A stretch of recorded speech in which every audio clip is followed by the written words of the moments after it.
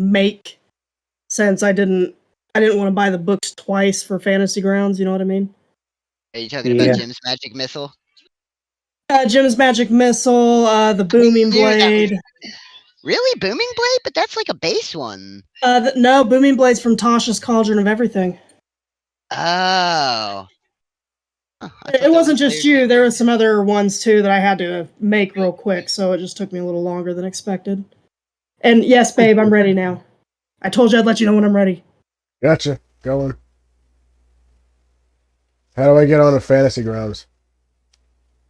Just minimize the other screen. The little line up there in the top right corner.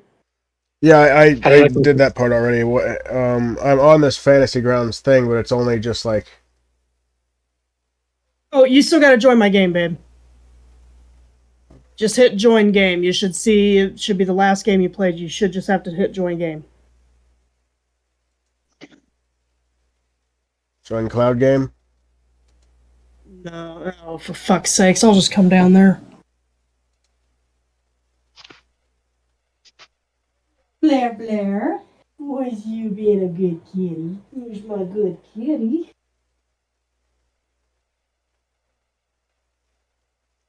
Hey, everybody. Howdy. How is everyone? I am extremely excited. I have that's a good way to be. Yeah, we leave tomorrow. Sorry, go ahead. No, I was just saying I have abilities. I'm happy. And tomorrow we're going to the airport for Kansas City, and we are flying down to Florida for our cruise to the Bahamas. Oh, nice. How long are you gone? 3 days. We'll be back by Tuesday. Okay. Right. You going to Nassau or? Yep. Nice. First day we're going to Nassau. Second day we're going to Disney's private island, the Castaway Key. Yeah. My grandmother went there. Pictures she brought back were absolutely beautiful. I hope you have a good time, man. Well, thanks. I'm gonna try. Like I told my wife, one thing on both of our bucket lists is we are going to sit on the beach with a pina colada out of a coconut. Yeah. Don't forget to put the lime in the coconut.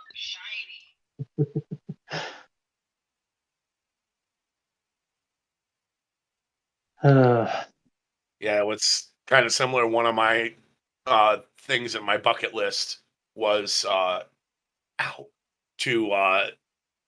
be able to say that I've been in both oceans. And I completed that in like 2009, I think. Huh. That's pretty cool. Actually, not that long ago. Kind of jealous of that, actually. Maybe We've never like even seen 2013. Because I had been in the Atlantic when I was a kid. We went down when I was like 10 or 12. This is when I was living in New York. We went down to Myrtle Beach for a week for vacation. So I was in the Atlantic then, and then it was somewhere in the 20 teens. Went out to California for a work trip, and so one morning we went down to the Long Beach Pier, had breakfast at this Mexican place, and the food was absolutely fantastic. And couldn't actually go swimming, but I went in up over my ankles, and I was like, that counts. That counts. I was in the ocean. Actually, I've never even seen the ocean. Really? I guess from where I live, I take it for granted because I live right outside of Philadelphia. So I can go to Myrtle Beach, I can go to Wildwood, I can go to fucking Ocean City, or Ocean City, Maryland. I have so many places to go, and they're only 2-hour drives. Yeah, Philly, you're in a pretty central location. Yeah, there's a lot of places you can get to in a day's drive. People don't seem to realize, though. They think that Pennsylvania is this big urban ass state, and it's not, dude. We're Pennsyltucky. We're Pittsburgh and Philly are the developed areas on the end, and then everything in between is woods. Yeah. Actually, that's another thing I'm excited about because on our flight down to Florida, for some reason, I have to go up through New York City, which I've never seen that either. So It's beautiful. Great place to visit. Wouldn't want to Fantastic live place there to though. visit. Yeah, I could What, never live there. dude? But Like like the first 15 time I bucks for a went cap. there, like coming out, because I took because where I lived, we just had to drive like an hour south to Poughkeepsie, which is where the Metro North ended, and then you jump on the Metro North. It takes you right into Grand Central, and of course you see the clock in Grand Central, but then you walk out of Grand Central and you just look Grand up and it's Central, just what, like Tommy? Since you lived up there, Grand Central, what? a station. Oh no. I don't know. I've always just called it Grand Central. Like Yeah, there was never everybody anything does. But after if that. you're like, yeah, dude, my buddy is like from New York, like the actual city, and like he gets so mad at me when I call it that. He's like, "It's fucking terminal," and I'm like, Oh, "Whoa, terminal. dude, Okay, yeah. whoa!" Like that Like every occurred to me movie, right as you said it, but yeah. every well, movie I've ever seen, they call it station. the only downside is though is when we go in, I'll be going through LaGuardia. From what I understand, that's like not a very good one. Mm-mm. It's one of the worst airports in the country, yeah. Yep, they are the Spirit Airlines of airports. But at least it's not huge, so I'm not worried about getting lost. Yeah. But if you've ever been to Lincoln, Nebraska's airport, then everything else looks like the Ritz. Nah, nope. Never have. But yeah, like I walked out of Grand Central and you take a right and you walk like 4 blocks and maybe 5 blocks. And you're in Times Square. And like the first time walking into Times Square is it's just an experience because like you look over and there's the big, huge, big screen TV that you always see on New Year's Eve, and then down the street, down the a couple of blocks and across the street is the 3-story um Virgin Record store. It's just it's a fantastic experience to go visit for sure. Not only that, too, fucking Times Square in New York has a 365 Halloween adventure. Oh yeah, that's right. Dude, I Interesting. love it. So are you guys about ready? I'm I'm been ready. ready. Oh yeah. As Okay, soon as so as soon as what? so I was gonna say as soon as you are. Yeah, I hate interrupting people. I need to get over that. You tell me to shut the fuck up. I know, all. that's what I'm saying. I need to get over that if I'm going to be a DM because I got to cut people off every now and again. But I hate being interrupted so much that I like can't do it to other people. You gotta But yes, channel I your am ready. cool Matt. Since I didn't type up a thing last time, I figured we'd just go over it verbally. You guys discovered that the kobold in the Tremoling Cave was actually possessed by a ghost named Janth. And the ghost left the kobold to possess the drow that you don't like. Whatever the hell his name is, because I don't got my notes up right at this Valreth. minute. Yeah, Velrith. Yeah, that one, Valreth. For some reason, I keep wanting to call him Jevik, and that's your fucking name. Yep, sure is. Yeah, I don't know why I keep wanting to call him Jevik, but goddamn. Anyway, so you guys decided to go ahead and let him keep possessing God, fucking Valreth. Words. And then after that, you guys headed up to Lonely Wood, where you discover that there's a giant white moose that's just like killing shit. And you guys got attacked by said moose after looking around for it. The moose killed the leader of the hunters that you went with, and the other hunters ran away. And the moose also ran away, and last we knew, you guys were inspecting the bushes where the moose had disappeared in. We rolled low. Yep. We know that something's different about it, but Well, the last note I took was follow the moose. But before we get started, can I ask, because I think I went to the bathroom or something, so I don't remember, what exactly happened with the encounter with Janth's ghost? Like, how did that end? No. Oh. Okay, so you guys took the Lycan took the satchel from Velreth. Yep. I was gonna say Velreth that time, and I was like, isn't it Jevik? Good God. But Lycan took the satchel from Velreth, so Velreth possessed Lycan. I believe Kazer's the one that missed initially, but then Hawk managed to grab Lycan as he tried to run. Yeah. Yep. And he agreed that if you put the satchel back on the drow, that he'd go and possess the drow again, and you guys spoke with him a little bit, asked him what his intentions were. He said he planned on allowing the kobolds to continue their work there, and that he was going to do the best he could there. He just, wanted to possess it. You did find out that he was an old druid that had died. He had been killed by a yeti. And you guys decided to let him stay possessing Velreth. Well, he was a lot more agreeable than the asshole. Very. Yeah. You guys did like him better than you did Velreth. I figured it was a bonus. Dude, the moment he said, "What's up, my friends?" Yep. It was like, this asshole's... That's not him! Oh, this bitch lying. You and Yeah, I were on the same page in the same instant, man, because I looked at your DM, I was like, yep. Fuck this guy, he's lying. Stab him. Sus. Alright, so now we're trying to find the moose, right? Yeah, we gotta track so that moose. you're trying to decide if you're going to follow the moose, or the moose ran and the hunters that were with you also ran. You looked at some bushes.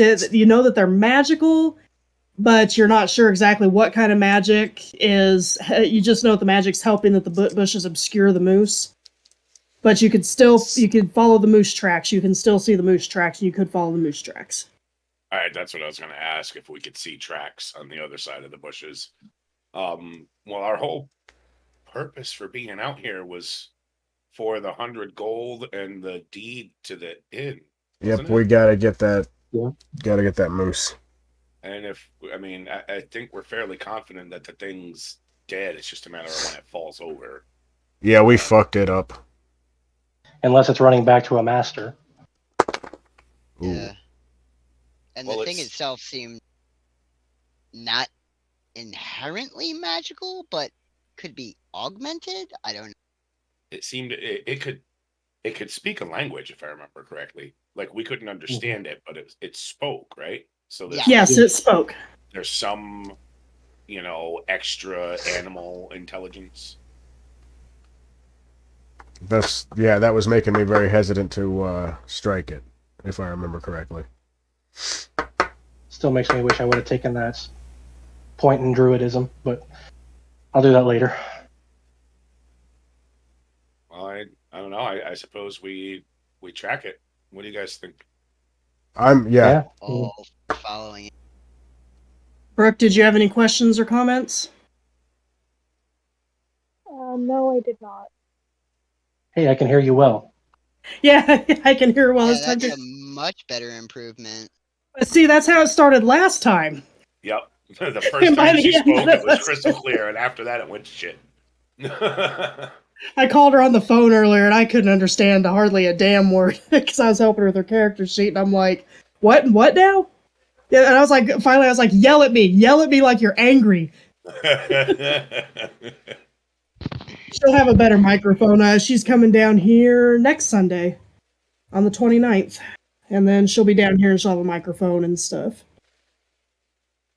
All right, so Sunday after next.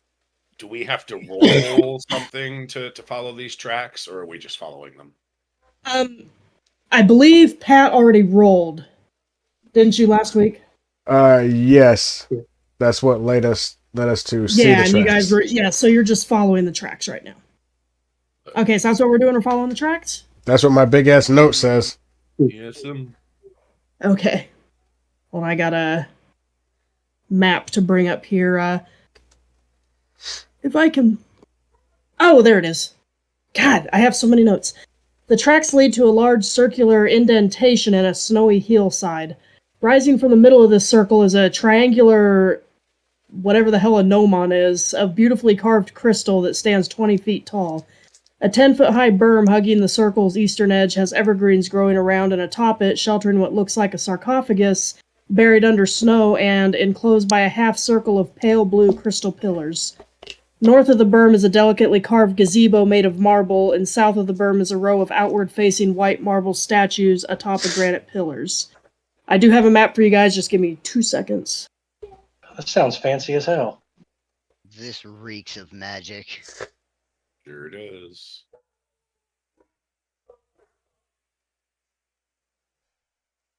Alright, and I believe you're coming from...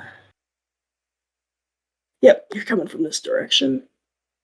Hawk, you're in the lead, right? Yeah, I guess if I'm tracking it, might as well be. Yeah, I can't. Second or third. I don't have my mouse today, so I can't change the token sizes. So we'll just have to.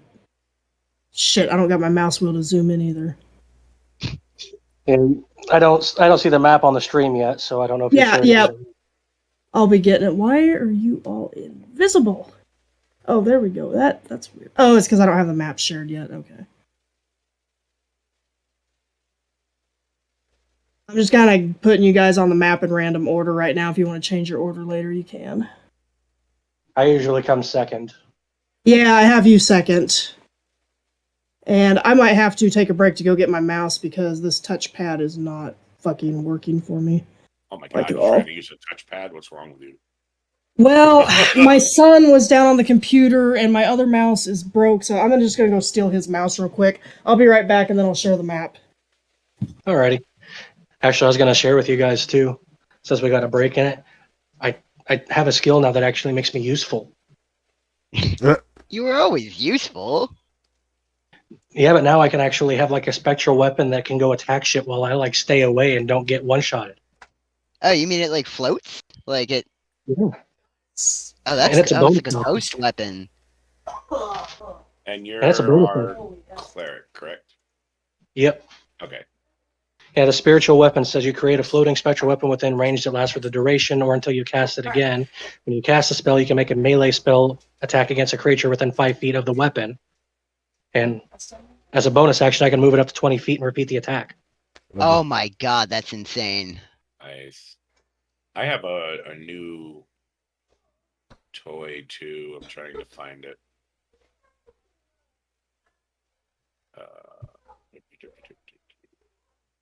Abilities?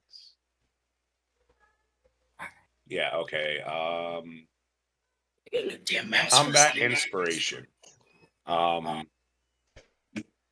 Let's see. Creatures that have a bardic inspiration die that I gave them can roll that die and add the number rolled to All right. to a weapon damage roll that you just Ooh. made. Alternatively, when the creature with the bardic inspiration die is attacked, it can use its reaction to roll that die and add the number rolled to its AC against the attack. But it has to be before you know whether it hits or misses. That's still pretty useful. Yeah. Yeah, that would have saved my ass from dropping 3 times in a row. Okay, so that map should be shared now. As you guys can see, there is some lighting. Like, it's... Yeah. This dynamic lighting is fucking awesome. Let me just tell you, I'm so glad you got that. And I think I have an extra attack now too. The thing in the corner is making me nervous. The only thing I have different than our Friday night campaign is I have Jim's magic missile instead of sleep. I noticed that you were using pretty much the same build. Yeah, it's because like I was still like in the middle of like dealing with kids, and I figured like if we level again, I'm allowed to swap one enchantment or illusion out with another one. So I was like, you know what? Just make it easy. Alright, so you guys came out, and in front of you is the gazebo. That, Dracia, before we go on, I want to ask a question of you, because since I have Find Familiar again, are you going to operate it like Tharkin operated it, whereas like as long as I have the materials, I can just throw it into a fire, or do I need a brass brazier?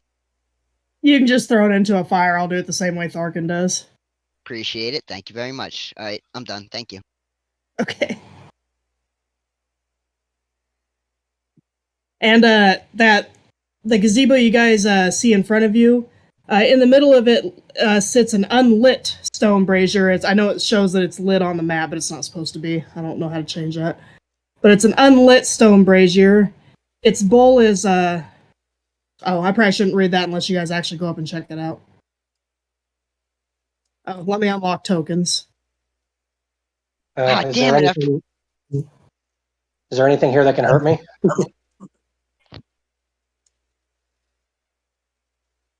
You mean any creatures or anything around? Not that you see. Okay, then. Hawk, I'll follow your lead. All right, Yep, I'm let up me to the get you brazier. guys moved. I gotta go to the other screen. So is everybody going up to the... Like, and you going up there too? Yeah, I'm gonna follow, but Tracy, I fucked up and added the wrong spell. Which spell did you put? I thought I clicked on prestidigitation, but apparently I added poison spray. Let me see if that one's in there. I might be able to just quickly edit it. Oh, I'll have to go on my DM screen to do that. That is not my DM screen, damn it.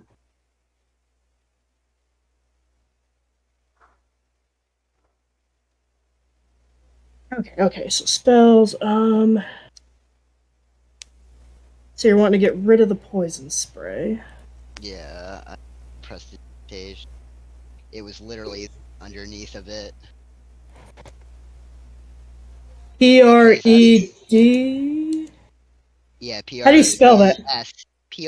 P-R-E-S-T-I-D. There it is. Okay, so we'll just drag that. Is that a level 1 spell or is that a cantrip? Level 1 cantrip. Cantrip. Sorry, it's just I forgot you have access to everything, so like my list was like so much bigger than I'm used to. There we go. You got Prestigia, however the hell you pronounce that on there now. Thank you. Yeah. I don't know how I am not good at pronouncing things. Prestidigia expialiosus. Yes, that. Anyways, you guys walk up to the gazebo. In the middle of the gazebo sits an unlit stone brazier. In its bowl is 20 inches in diameter. The brazier is full of snow and pine needles that the winds have swept away from the gazebo's polished marble floor. Huh. So the bowl is full of snow and pine?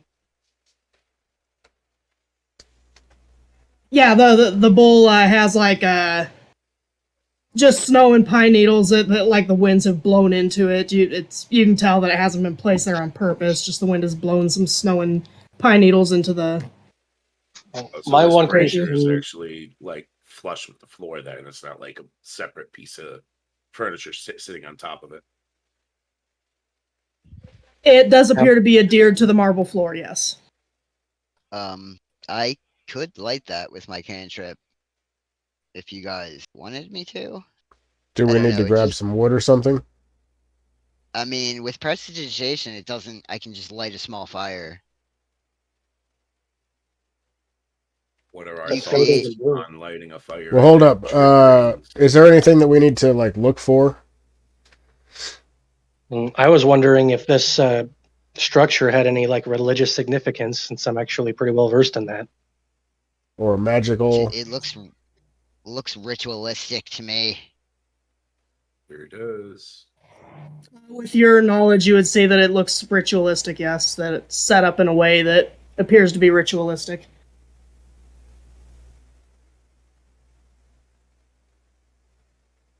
And I would have no idea what it's used for in that ritual. You don't see anything around here that would clue you into that. Okay. I'm curious about those symbols up on the platform. It almost looks like phases of the moon.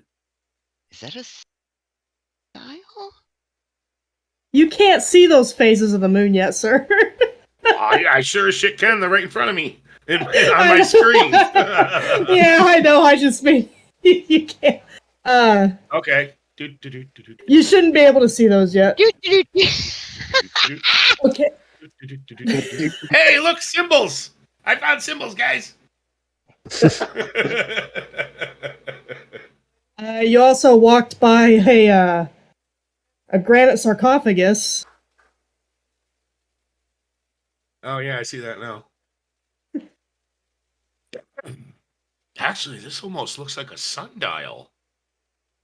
Yeah, it does. Okay, so did you go up alone to the moon dial then? I would think that we all. Sundial? Oh. I want to go up and inspect the sarcophagus, like just. Okay, so you're going up to the sarcophagus. Yeah, I just want to take a look. Kaiser, where are you going since I gotta move you? I would have walked up to the platform with him. With Lycan? No, with the one that went further ahead. Okay. I'm gonna put you right there because I got my notes in my way. I gotta move them. Lycan, I'm gonna read yours first. It's a granite sarcophagus. It's resting. There's a half circle defined by 5 crystal pillars around it, and there is snow on top of the lid of the sarcophagus. How many pillars are down at that the brazier? How many pillars are around the brazier? Crystal pillars. 5, and you also notice a carving near the top of each pillar. From north to south, these images depict a twig, a pine cone, a flame, a feather, and a human hand. And that's around the sarcophagus, or the? That's around the sarcophagus. I'm about to read what you guys see down there. I was reading. That's around the sarcophagus. Hold on, it's a twig, a pine cone, a human hand, and what else? Fire. A twig, a pine cone, a flame, a feather, and a human hand. Okay, thank you. Yep. As for you guys who went down to the dial thing, rising from the center of the circular depression is a tall triangular crystal gnomon, which is a device one typically finds in the middle of a sundial. It is thick near the base and narrows to a sharp point at the top. The snow around the gnomon has melted away. I don't know if I'm pronouncing that right, but I'm trying. It's melted away, revealing a circle of symbols carved into the stone around it. The symbols depict phases of the moon, suggesting that the circular depression is not a sundial, but a moon dial. Something has punched a rough hole in the wall in the northwest edge of the depression, creating a dark opening that leads under the hill. Wait, say that last part again, please. Something has punched a rough hole in the wall in the northwest edge of the depression, creating a dark opening that leads under the hill. Do the deer's tracks lead that way? Moose. The moose's tracks, let me look at my map here. There we go.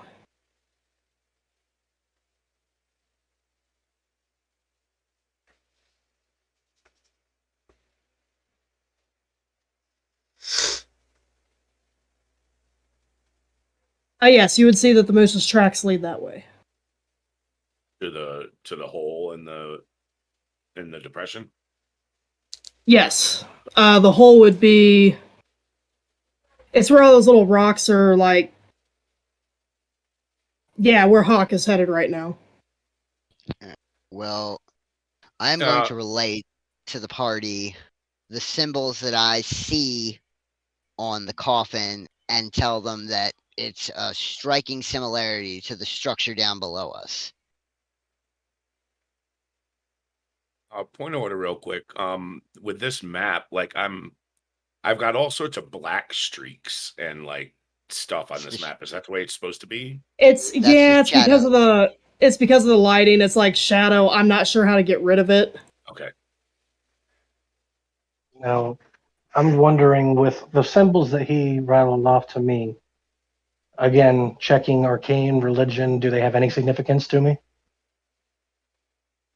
The symbols on the pillars, no, they don't have any sort of religious significance that you know of.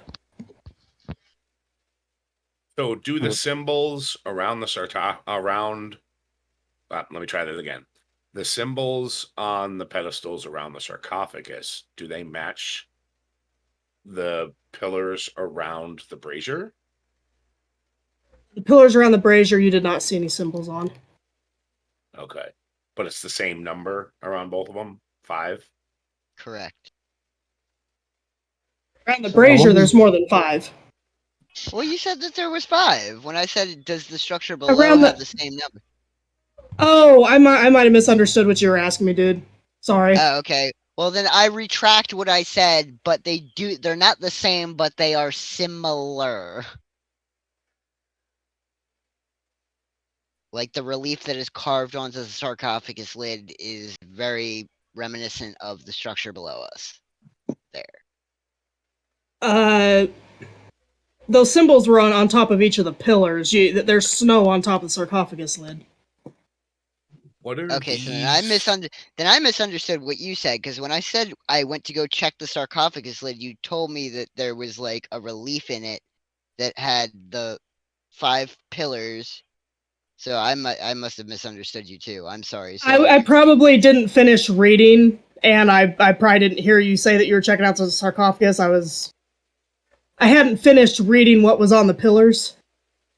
So I just think I don't think I heard you say that you were checking out sarcophagus. I'm sorry. Are you clearing the snow off? Yeah. I just want to like brush the snow away, but I'm going Okay. to not do it with my hands. Oh, okay. Not with my hands. God no. I'm going to use prestidigitation to puff it off with little puffs of wind. Okay. As you puff the snow off, you notice that as the snow clears, it reveals the engraving of a brazier. Oh, Guys, interesting. anybody want to take a look at this? There's something carved in the lid over here. I wouldn't touch it though. I don't know. Kind of. Hazer, are you going up to the sarcophagus?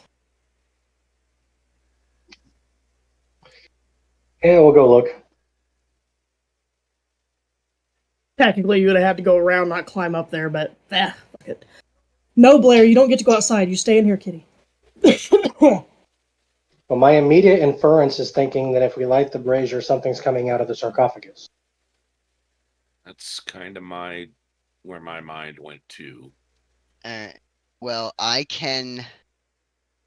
If we want to prepare for an eventuality like that, it's the squares are 5 feet, correct? Yes.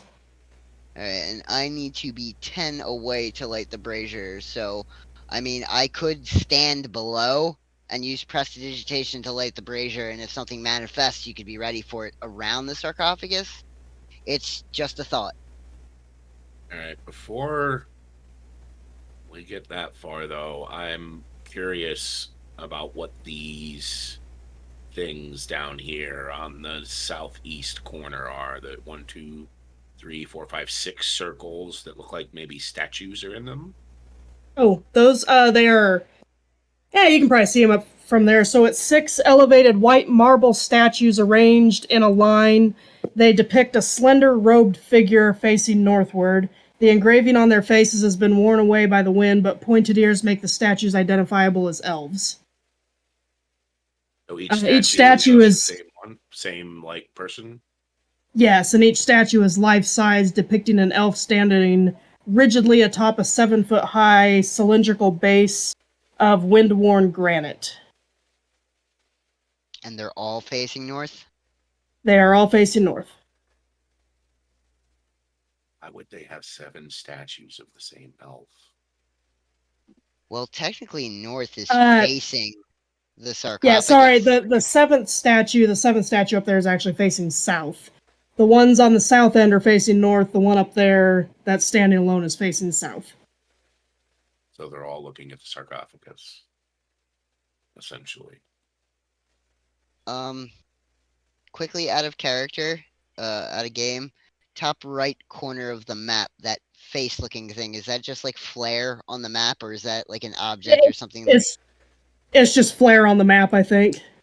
Okay, all right. I just didn't know. I was like, guys, what the fuck is that giant face doing? Yeah, there's another one in the bottom right corner too. I just noticed. Yeah, it's on all the corners. You guys just can't see them all. Okay, cool. This is one of the maps that came with the adventure, so they got it all prettied up. Well, yeah, you got the Okay. special edition. You got the steelbook version. I'm all for taking a risk and lighting it up and see what happens. But Ah, Yeah, man, why I not? like him. Roll the dice. Well, I'm not against that. I do feel the need to mention though that we have gotten quite easily distracted from what led us here. Oh, no. I fully agree that we should go look to where the moose went, but coming back around to this, I believe that would be a solid plan-ish. I am very intensely curious though. Yeah, I know, right? Christmas present. What's in the box? Show me what's in the box. I'm almost wondering if what's in the box isn't this moose's like master or something, and it's some sort of like eldritch pact or something. Just my thought. I mean, it's possible. Or if it's like some kind of like elf nature magic ghost possession thing of the moose.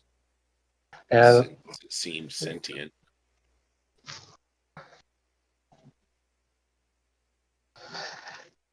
but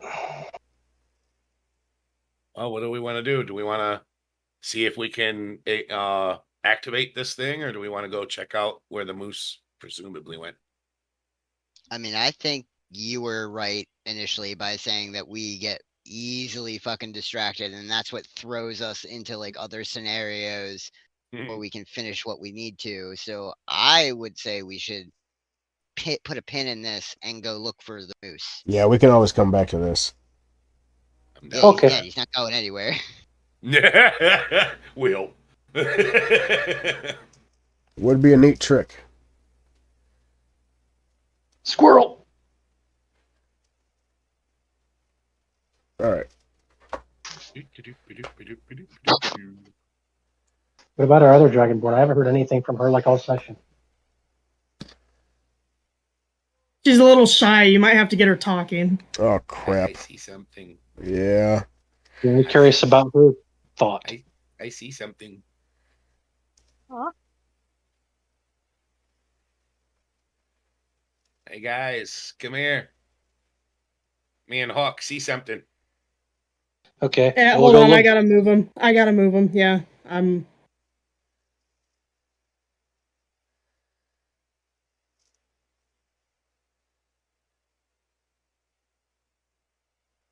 Okay. Oh,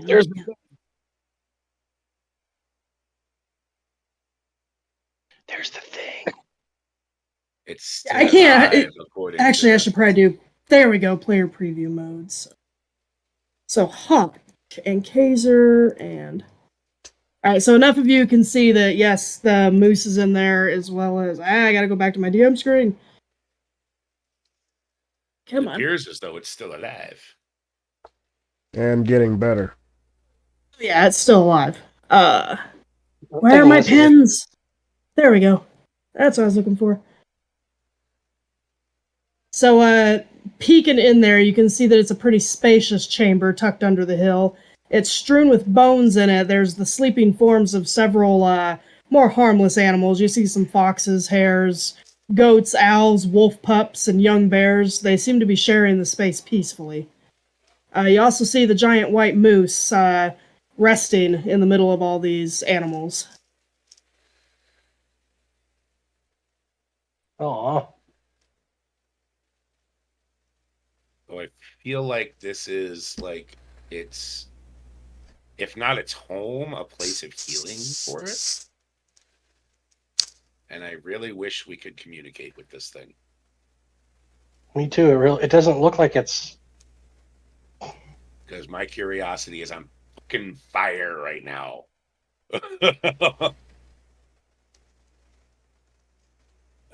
Do any of us like possess any kind of skill that would give us even a remote chance of understanding this thing? Like being able to communicate with it? One of you does. Our quietest member. Yeah, I've got to talk to animals, but I don't know what language it speaks. Also, sorry if my audio quality is going down or something. I caught part of that. Yes. Yell at us, please. I have talked to animals, but I don't understand the language it speaks, if I remember correctly.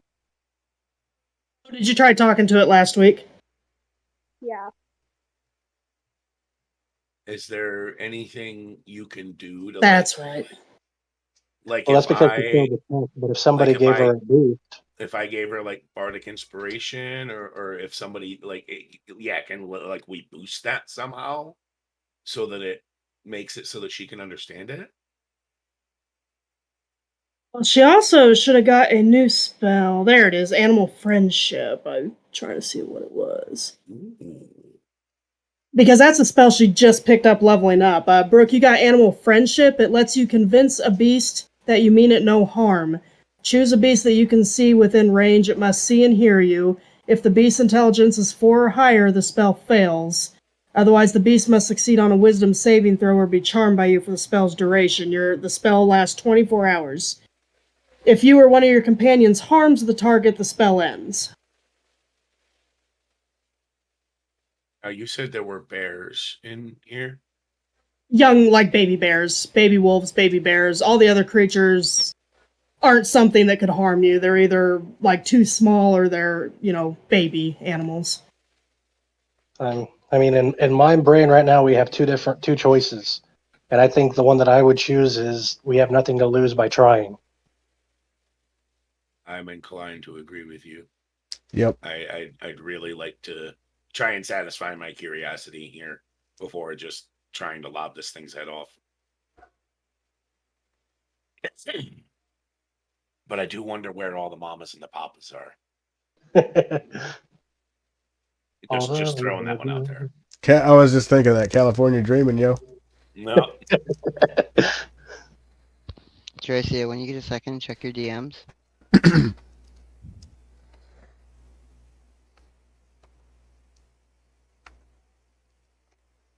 Oh, Because I we went actually through all. just. I just can't remember where we said that, so. Yeah, I remember we discussed it in this. I thought it was in this. I'm looking through the DMs right now. I probably got it written down somewhere here too. I'm just not sure what note I have it in. I have like the whole main chunk of it saved in my backstory notes on the app, but I can't find that particular piece of information. I'm looking.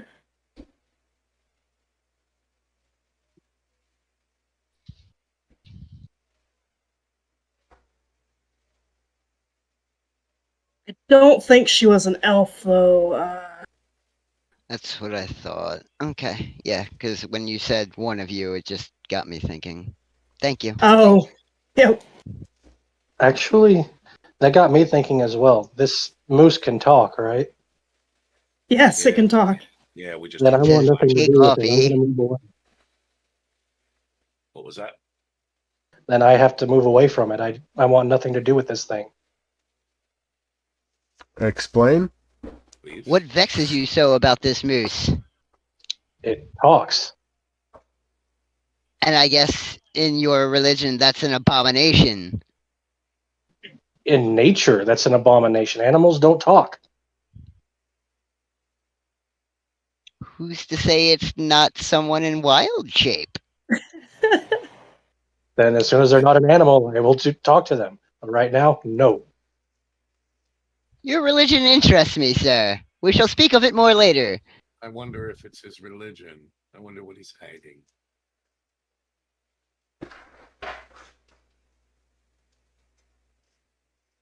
Let me guess, you saw that movie Brother Bear and you're just scarred for life.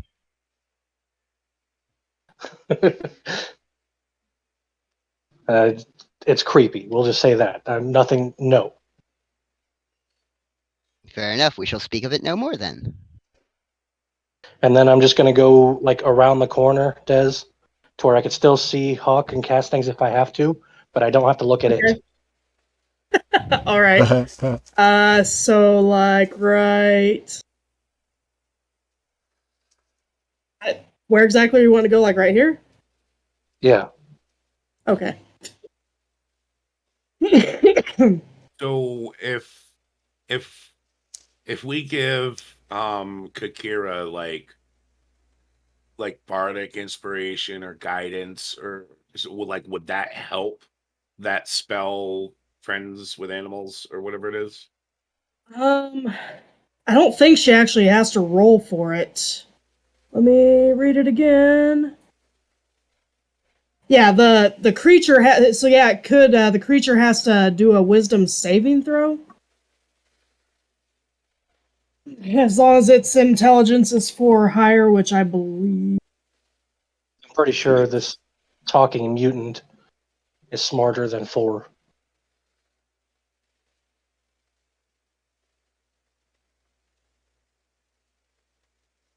It's still worth a shot. So yeah, this animal friendship only works on animals where the intelligence is 4 or lower. The spell automatically fails if its intelligence is 4 or higher. Well, I don't know. I feel like as long as Kakira's all right with using the spell slot, we give it a try. That's my 2 cents. I'm fine with it. I mean, do you think we should all ready actions in case things go south? Also, the moose has to see and hear her for her to use this.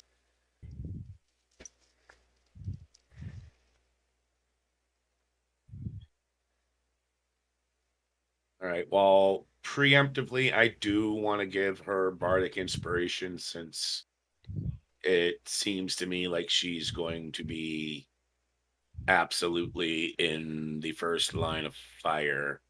What am I looking for? It's a combat log that I'm looking for.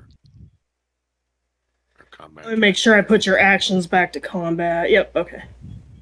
Right. But Yeah, also, you should just have to.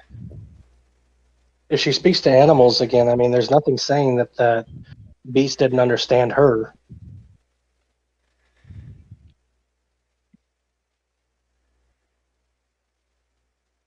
But I guess we didn't attack it, so her credibility's kind of shot. I mean, the beast did speak back to you guys last week, which I remember this now. The beast did speak back. It spoke a language that she didn't recognize and none of you recognized. You could all hear it speaking. Right. All right. Well, she has bardic inspiration now, just in case she needs it. Okay. Quick question: where is the spell? Is it animal handling or? It should be. If you go down to actions, it should be under spells level 1. That very first one, animal friendship.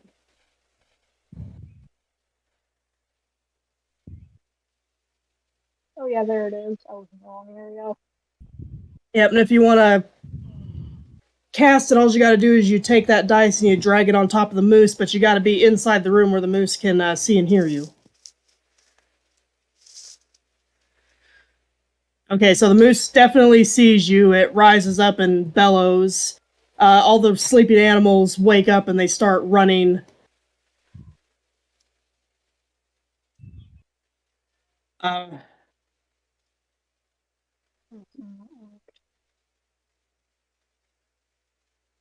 Okay, so you cast your animal friendship on it, and it doesn't seem to have any sort of effect. The moose bellows, and I need everyone to roll initiative. Ah, shit. Oh, we tried. Let's see. And let me get on my other screen to roll for you guys. Okay, there's Lycan. And there's Kaiser.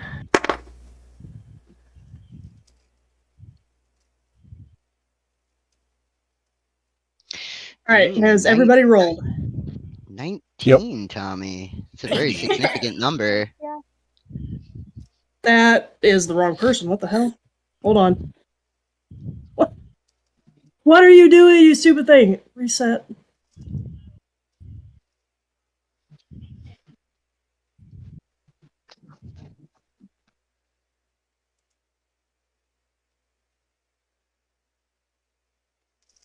Oh my Man, there's god. no way for me to do that. Is there? I just read the flavor text for Jim's magic missile.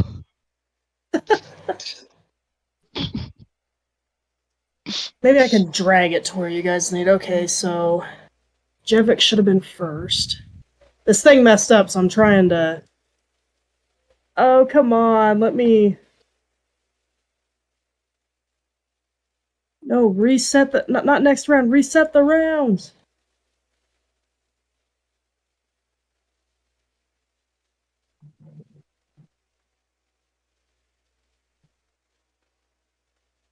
Ah, fuck. Yes, I can put the. Okay, I can put them in just fine. Alright, so.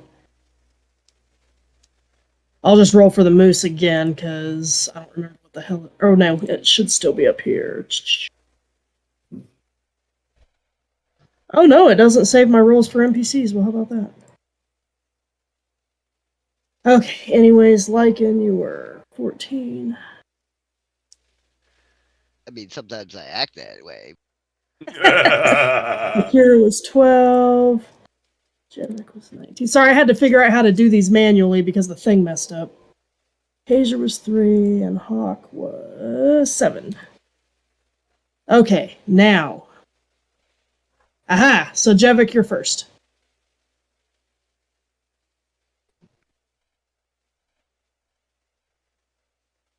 Let's see here. And you can tell that the moose still looks wounded from your previous battle. So he's not like he hasn't been healed or complete. William! Do it again, I'm gonna cut your fucking head off.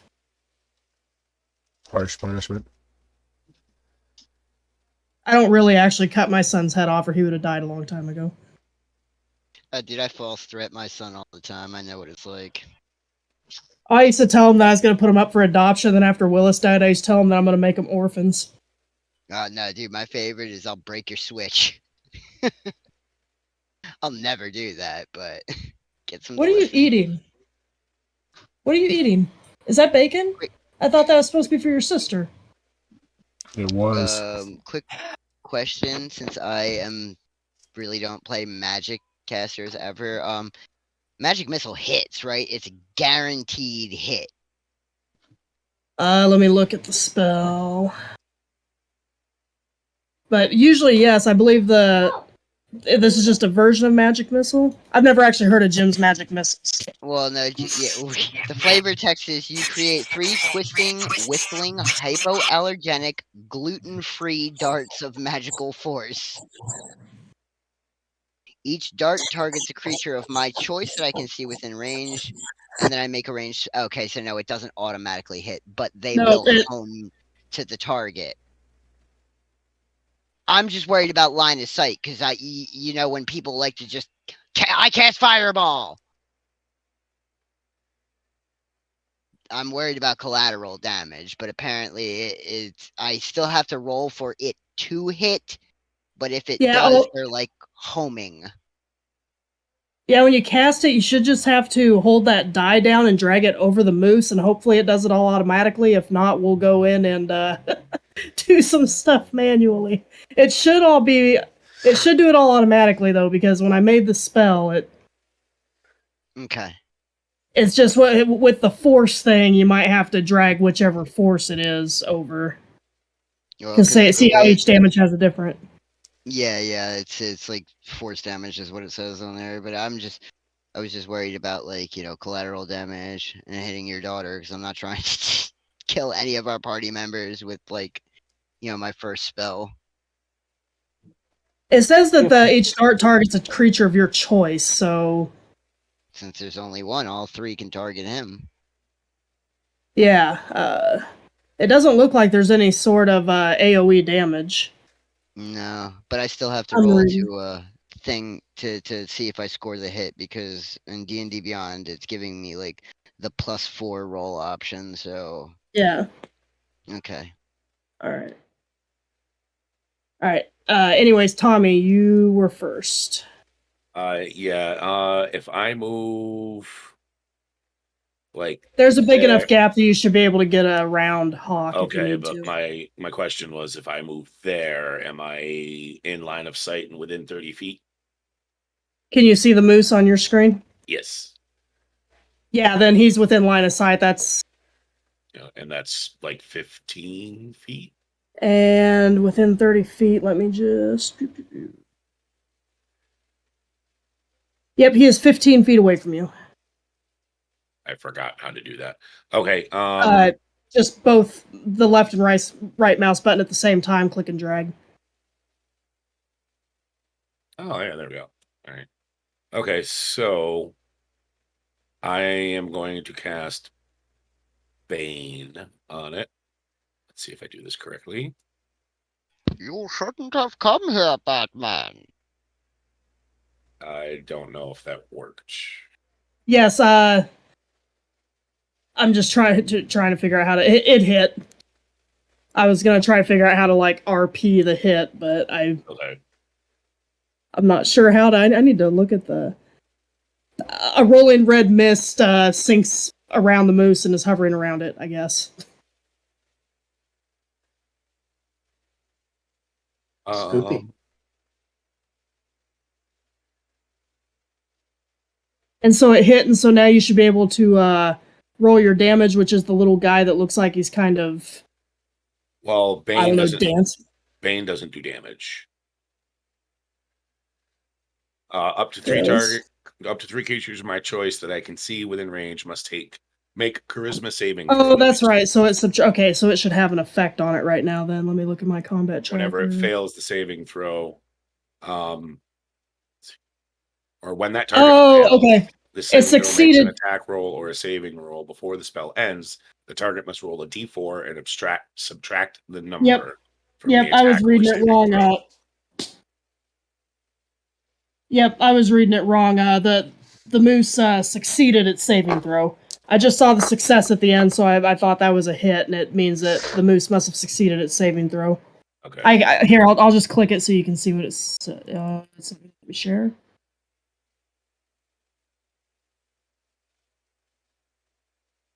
Darn it, I'm supposed to be. Oh, I'm on the wrong screen, aren't I? No, I'm not. Why isn't it letting me share the. Double value have display some position. I'll just read it. You rolled a 12. It says save 12 versus DC 11 for Awakened White Moose versus Jevic success. So then Bane was a success. Or no? Because if it rolled an 11. Why doesn't it tell me what the fucking DC is? No, the Awakened Moose rolled a 12 for its save. Oh, okay. All right. So that failed then. I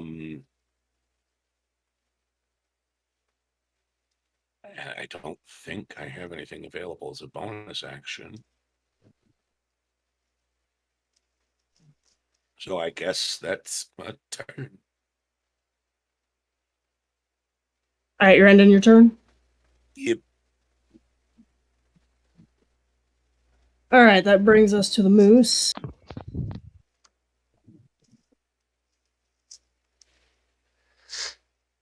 And it's going to go ahead and I'm going to clear this pointer off, sorry.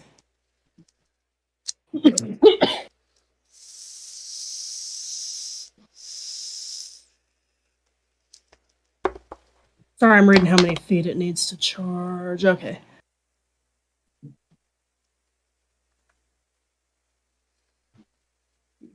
Dang it. Not to Awaken White Moose. Sorry, my mouse isn't working so well. It's going to charge at Kakira. There we go.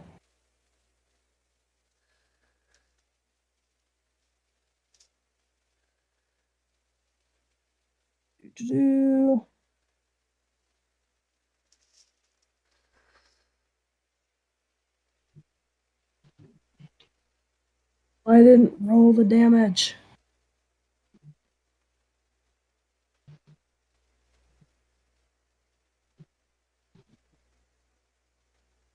Oh, it looks like she saved it. Okay.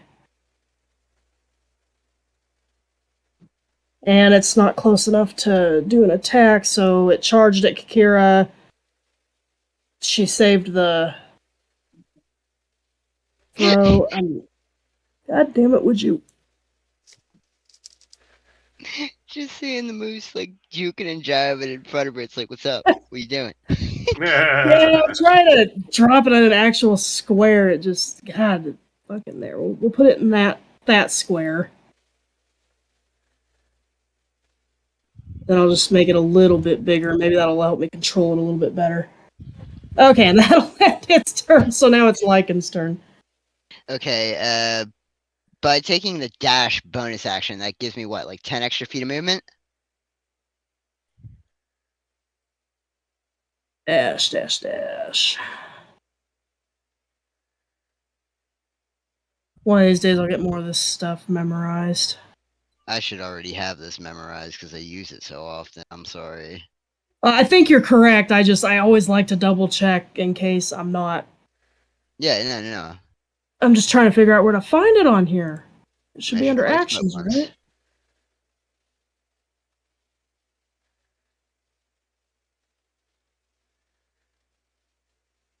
He got sneak attack on there twice. Should get rid of one of those.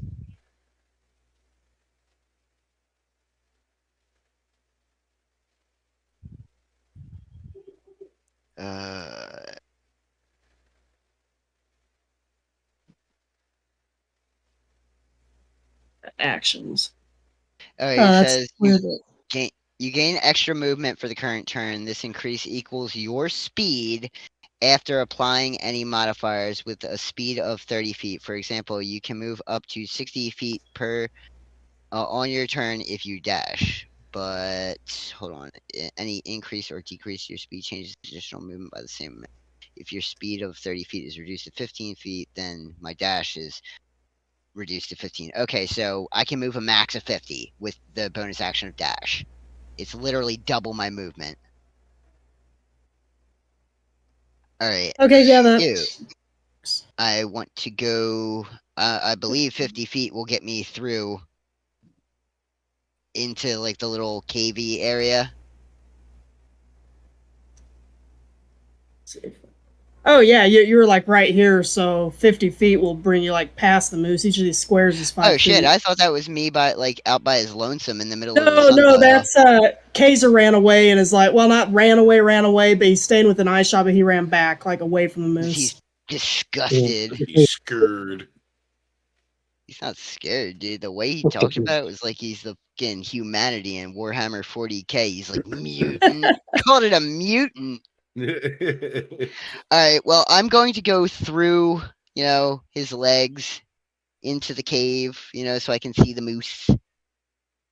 I don't actually need to take my dash action because I thought I was all the way back there. Alright, so yeah, I'm there. And now I am going to select cast magic missile. All 3 bolts attacking the moose. Okay. Magic missile. And hopefully this will work, just dragging on the moose. We'll see. Yep, fingers crossed.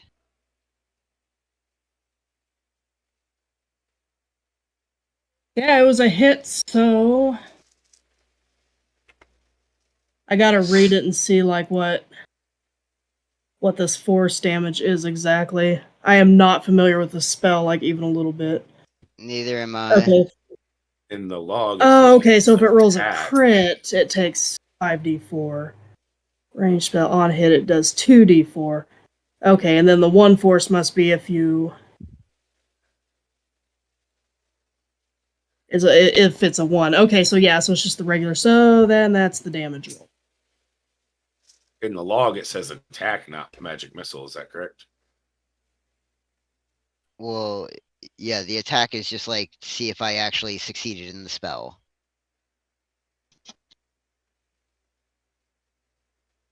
Yeah, because if I score a crit, I get 5d4 instead of me rolling damage twice for a critical hit.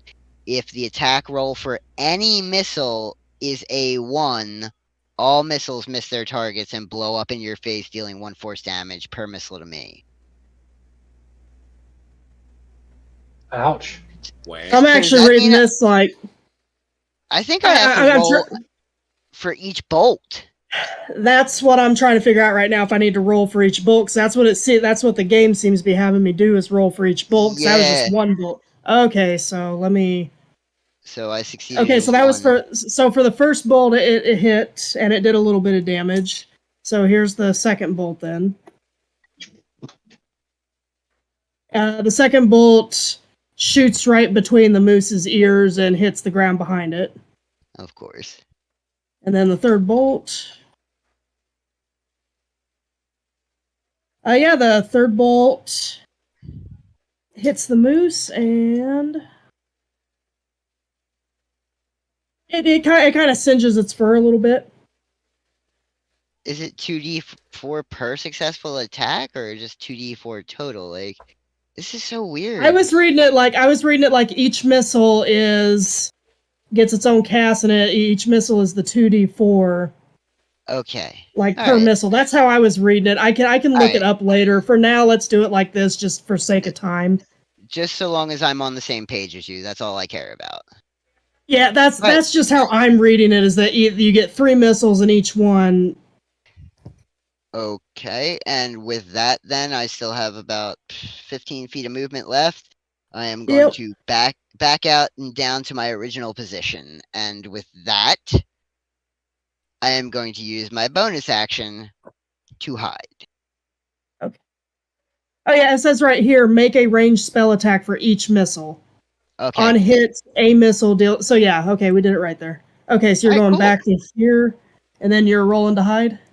Yes, please, thank you. Okay.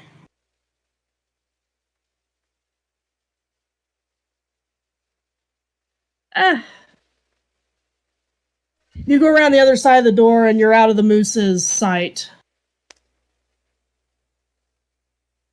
Works for me. And I end my turn. All right, that would make it Akira's turn now.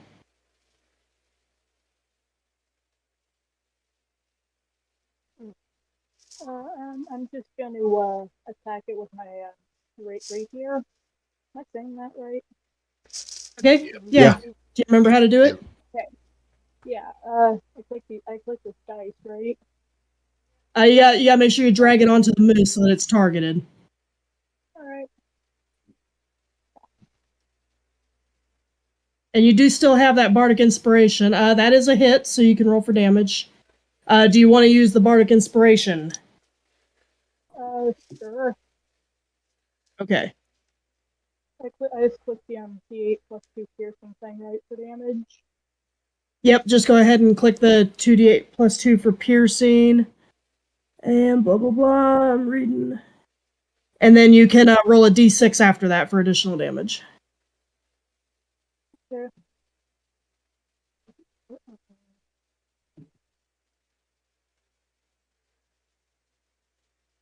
What was the other thing I did for the extra damage?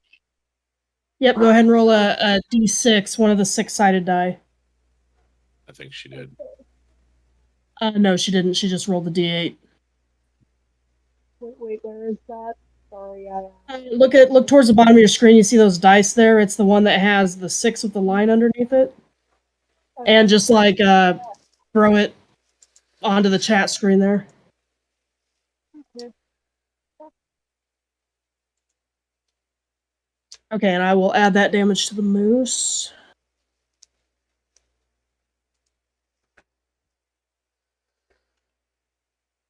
Alright, so you've hit that moose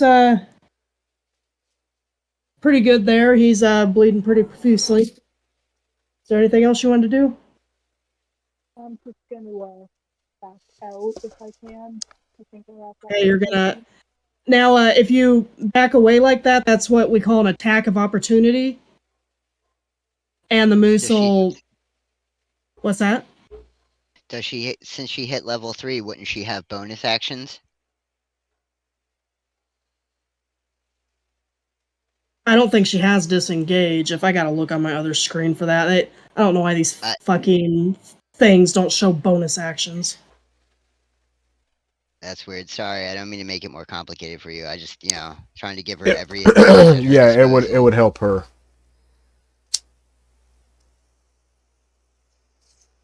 Oh no, I'm just irritated that the screen ain't showing any bonus actions on anybody. Maybe that's something you can do in like settings. I don't I'll know. have to look into it. I'm gonna be moving to a different system after this campaign, anyways. One that you'll be able to use on your phone. Yeah, that They're, AR shit that you showed. It's not AR. It's something you can do right in the browser. Oh, okay, But whatever. yeah, It just looks awesome. Yeah, it's that scene grinder thing. They'll be starting their beta about 2 months after the Kickstarter. Okay, cool. Okay, let me look at her bonus actions. Yeah, her bonus actions are 2-weapon fighting, healing word, and bardic inspiration. Okay, sorry. But yeah, Brooke, what happens if you go away is you get something called an attack of opportunity. And basically he can like kind of crit you. So like if he rolls and he hits you, he can do quite a bit of damage. You can still try to disengage, just be aware that you'll get something called an attack of opportunity. It's basically a free attack. It's a reaction he can make. He gets a free attack against you. I'm just gonna back up a bit and Okay, you're still gonna back up? yeah. And then I'll end my turn. You understand that he still gets that attack of opportunity, right?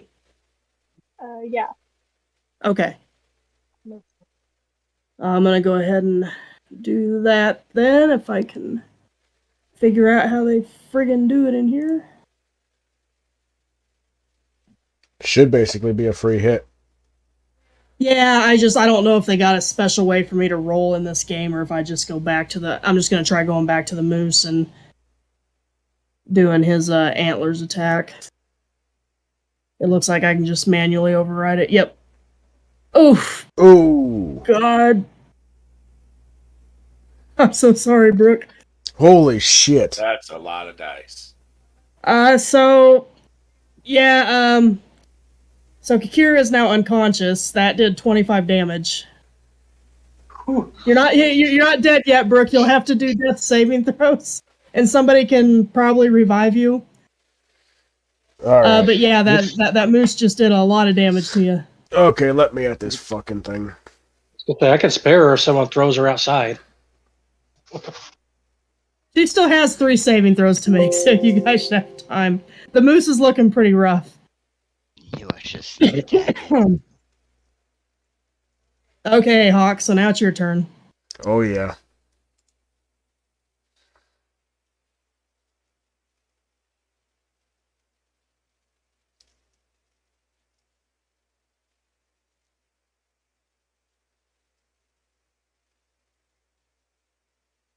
Do you remember how to do it? Oh, yeah, but I'm weighing my options now. I have a whole bunch more options. Oh, okay. I'm just making sure, my love. I think I might still just try and swing on it. Yeah, I'm just gonna swing on it.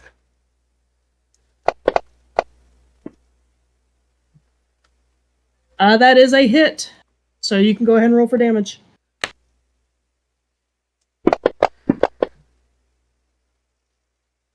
Oh ho ho. Ooh, real close. Okay, so you slash it with your great sword and it burrows in between its rib cage, and the moose stumbles a little bit and is breathing really heavy. You can tell it's pretty near death.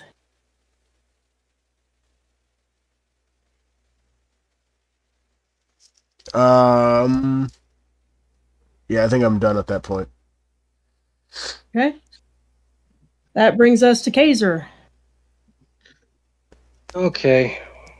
Let's see.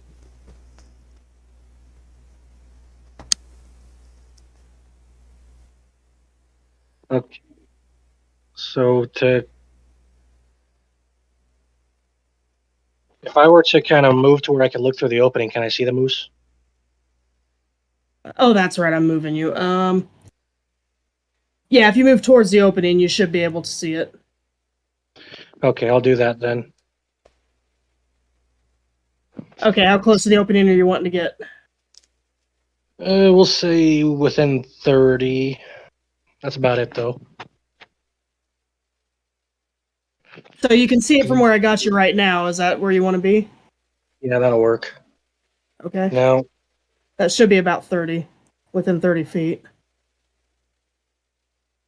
Oh, for let's fuck's see. sake.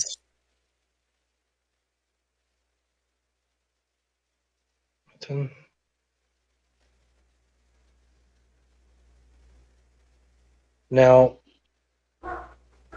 okay. So I am going to cast Spiritual Weapon pretty much right beside it.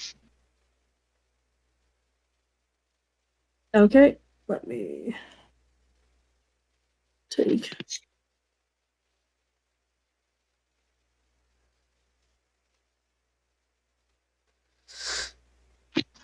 Okay, I don't have a token for the weapon, but we'll so right now the weapon's floating right next to it. Yep. So it'll get one attack on it. Yep, I was just reading that. It says that. Okay. So you're wanting to go ahead and make that melee hit too? Yes, please. Okay.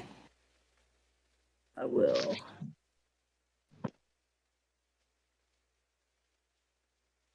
That is a hit.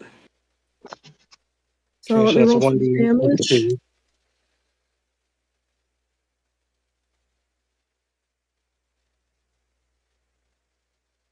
And that with that, the your spiritual weapon stabs the moose, and the moose crumples and gives like one just exhausted, bloody breath, and it dies. Okay, well then for good measure, I'm going to bash its head in. You're gonna run up to it and bash its head. Nope, my spiritual weapon is going to smash its head. Oh, the spirit. Okay. Actually, I guess I can do another damage roll against it. You made damn sure it's dead. It seems pretty dead to you now.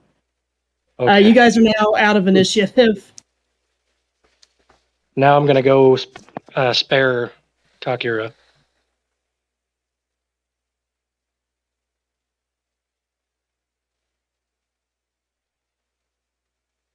Okay, you said you're doing spare the dead on her? Or spare Yeah. the dying, sorry. Yeah, which I think, yeah, that's a cantrip.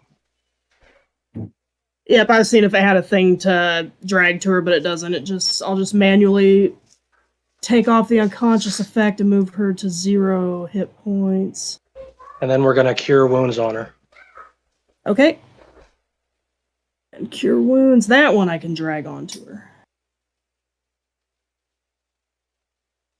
And that healed her for 5 points. Sorry, I rolled it on my GM screen so you can't see it, but it healed her 5 points. Well, it says 1d8 plus 5, so the lowest I can get was a 6. I rolled a d8. It was a 3 plus 2. Oh, this says plus 2. Yours is a plus 5? Yeah, I'm looking at my Beyond, because it's a spell modifier.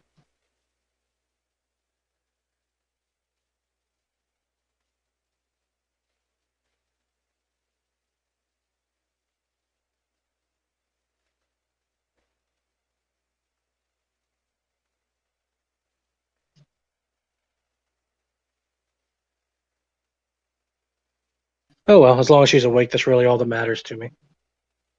I'm looking on the D&D Beyond page now.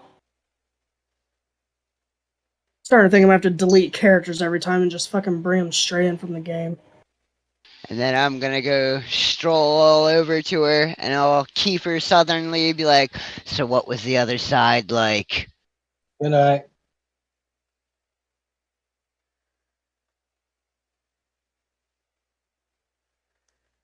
Alright, I need to plus What? 5. Damn, nobody got the Flatliners reference? I Oh, am I old. did. Oh, I ain't did. fucking I paying did. attention right now. I'm trying to figure out. I'm just giddy because I was useful. What is it?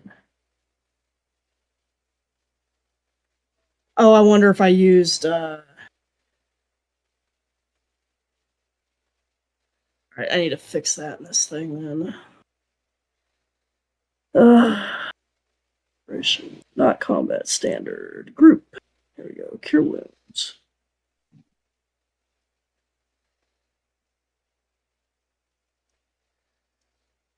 Oh shit! Did you redo that, Des? What? So did you redo that?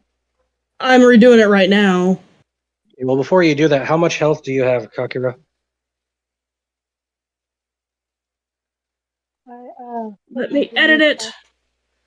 Your max, I mean. Oh, Maxwell.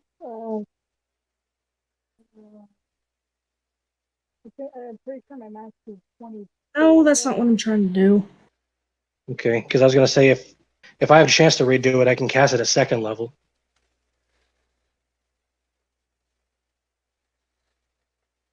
If not, that's okay though. No big whoop. Okay. Well, we'll just have to add a +3 that each time, and I'll look at it and try to fix it. I gotta add it to level 2 spells anyways, too, because it's...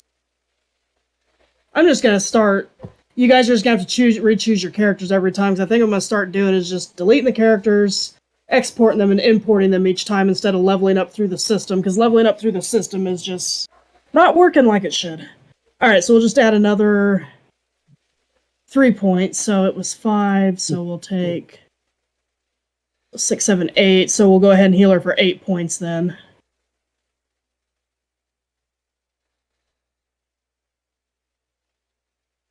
That should be 16. There we go. Okay. It should be fixed now. And Kakira, you said what's your max HP? 24.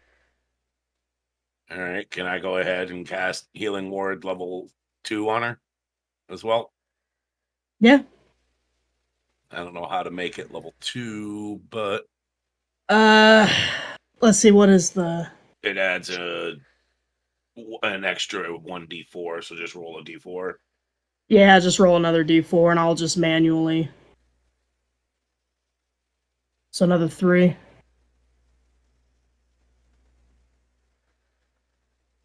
Alright, so now she's only missing 10 points.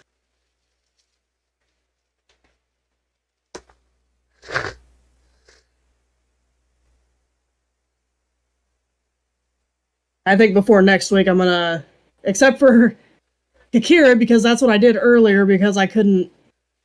They had a thing on here that I couldn't get. I'm just gonna delete everyone's character and then export and import straight from D&D Beyond every time we level up, and hopefully that'll fix all these issues. Sounds like a plan, Stan. Alright, so we got... The dead moose is still there. I just deleted him from the combat tracker, so he disappeared from the map. I can definitely put his token back out there, though. We need proof of its death. They wanted his. There you go. There's your dead moose. I wouldn't mind taking its pelt and Okay. its meat too. I mean, yeah, we could repurpose all that stuff, but I just couldn't remember like what they needed of it. You said it was the head, Tommy?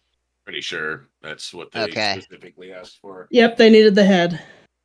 All right. Well, I mean, I have a short sword. Does anybody have anything that would be a little bit better at that? I have a rapier. I don't know if that's any better or No, not. that's a stabby. No. Rapiers are stabby. Okay.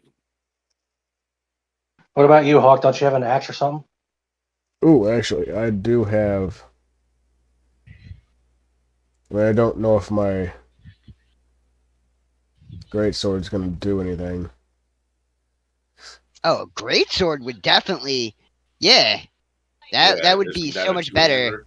Carve it up? Yeah, that's a all momentum right there. Okay. I'll get it done then. Like that old Bugs Bunny cartoon, Hassan Chop. Now, before you do that, I'm going to go ahead and cast Enhance Ability on him Ooh, precision, yeah. and give him the bull strength. Ooh, Strong like bull. strong like Yeah, bull. yeah, you beat me to it. And what that does is it gives you advantage on every strength check, and also your carrying capacity doubles, but for an hour. Might be helpful for all this meat. So what do I Dude, I gotta... knew I should have gotten Tensor's disc instead of the goddamn magic missile. What do I gotta roll to do this? Well, I'm not gonna make you roll to cut off the heads. You can cut off the head. Oh, okay, I cut off the Okay. head. Oh, come on, it would have been funny. Well, no, he's gonna roll survival though for the pelt to see what quality of pelt and meat he can get off of it. Oh, okay. Okay. So go ahead and roll survival.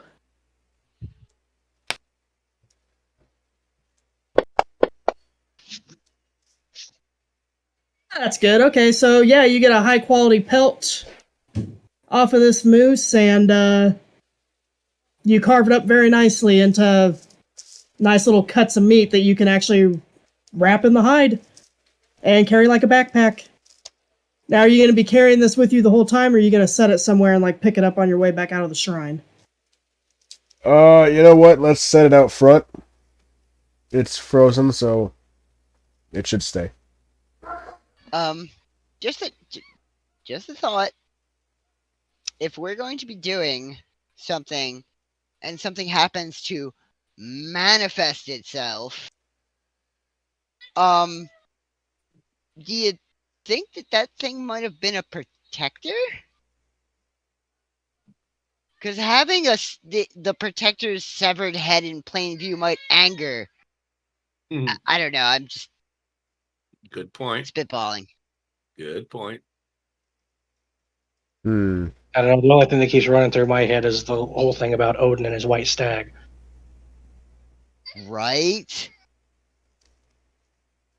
Well, let's really hope not.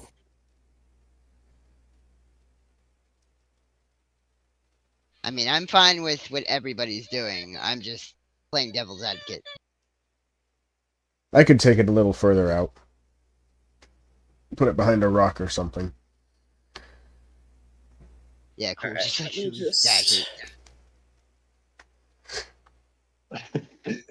I'm just making items right now for...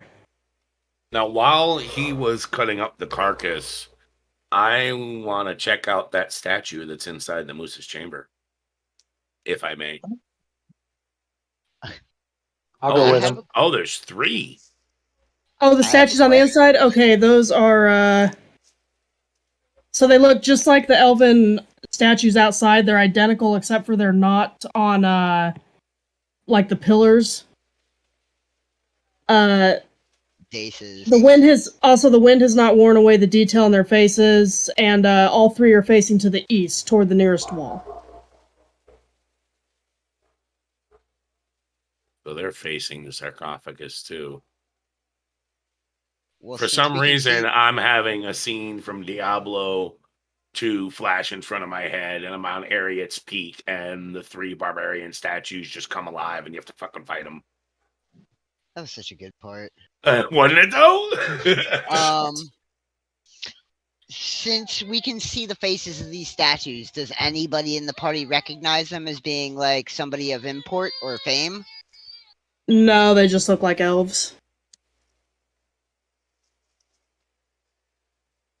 You're gonna see me roll something, but it's just for how many pounds of meat you get, so...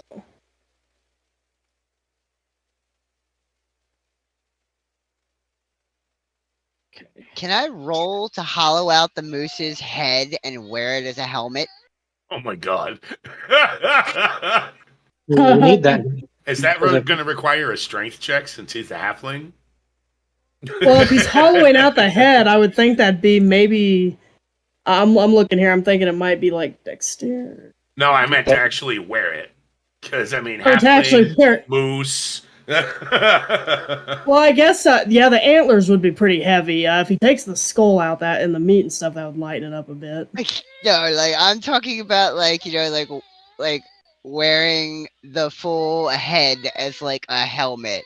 Not actually for anything in battle, but I just want to walk into town wearing it like that.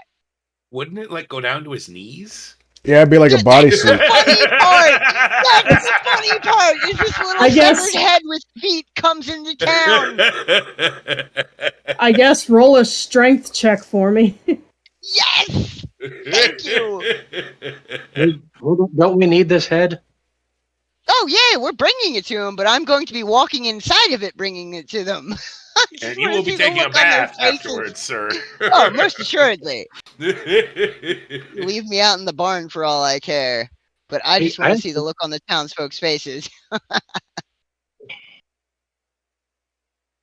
I actually have a very good idea after this for something that we could do to help us figure out that outside puzzle. Okay. I got everything all. So where are you going to place your little moose basket, Patty? Outside this place, just like by some rocks. Okay, I'm going to add these items to your. They're pretty heavy, so I'm. Yeah, I'd prefer if we're going to fight something. I don't want to be heavy, weighed down. Yeah, because you're. Oh, well, you got. You said that doubles his encumbrance. But Didn't you give him something that like doubles his maximum that he can hold for encumbrance? I was going to, but I didn't. Oh, you didn't. Okay, yeah, because right now you're over encumbered. Yeah, we could just do that for the way home. I'm just gonna drag this shit out and place it in a well-hidden area. Well, what I was thinking, and I'm going to run this by you guys before I do it, but I have this new spell that I got called Augury.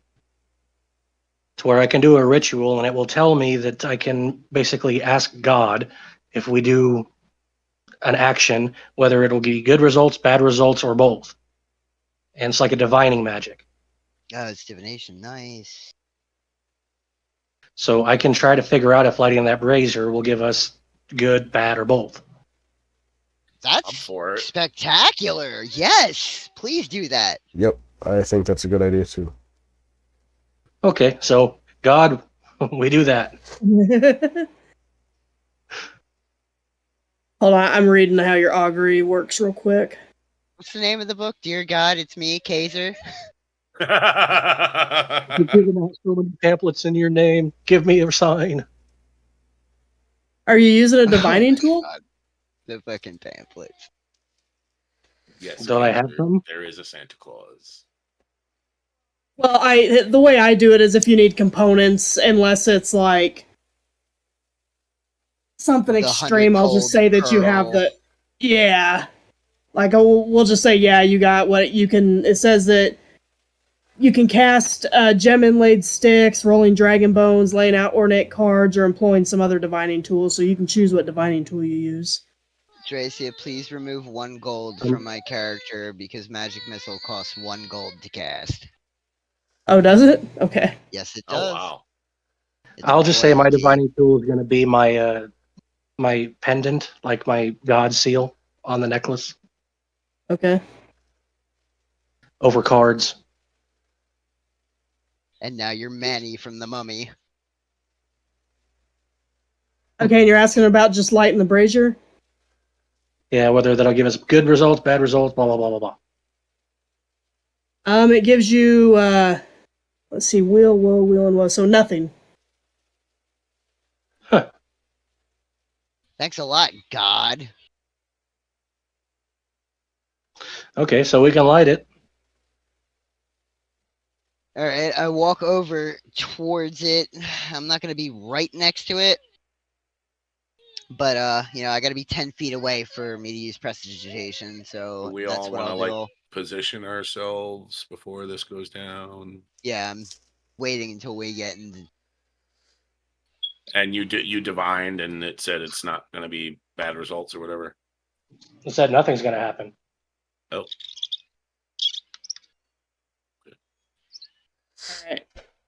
Alright. How far away from it do you want to be? And Kaiser, are you going up to it at all? Or where do you want to be at? I'm usually taking my place right behind the tank. I'm down in the corner, right I beside just didn't it. know if you were going up to the brazier while he's lighting it, or where you're wanting to stand while he's lighting it. Yeah, right by the tank. Okay. Whoops. Why are you not? There we go. If this doesn't do anything, I have a secondary idea. Okay, are you lighting it now?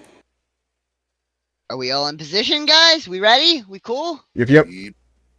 All right. Yeah. Hocus pocus. Let's get this going. Poof. I'm not good with magic words. You see that the some of the pine needles, the snow melts and the pine needles take flame, and for a short period of time, like just less than a minute, for a few seconds, you see regular orange fire, and then it fizzles out, and nothing happens. Okay, guys, apparently I can't light a fire. So, I think we need to actually find some, like, kindling, some tinder, something. Or I can just use my sacred flame. Does that not require, like, some sort of fuel source then? Well, it says on a creature I can see within range, so I guess it would be a DM call whether I can use it on anything else. I mean, you can cast it on the brazier, but it'll probably be treated like regular fire, that it has to, catch on to something and burn. So we're gonna have to go get wood. I mean, it looks like there's trees around us. We can, if those are in fact trees, we can just harvest some branches or whatnot. Hey, you guys got a whole forest surrounding you. While we're doing that, right? Could one of you guys, are you guys close enough to, like, get to a statue? I don't know. I just want to see if they move, if they can be moved, like I pivoted, was thinking like that turned. too. Just the way they're facing directions just bothers me. Yeah, can I move? Can the statue that I'm standing next to, can I move it in any way? You can. Are you just trying? You can. You can try to rotate it or topple it over. What are you trying to do? I'm not trying to topple it over. I'm just seeing if, like, anything about the statue is movable. Can it rotate? Does the arm work like a lever? Can I spin the nose upside down? I mean, nothing on it'll move easily. They're pretty heavy. So like it's not like fastened to the ground. You could turn it, move it. It would just be a pretty big strength check.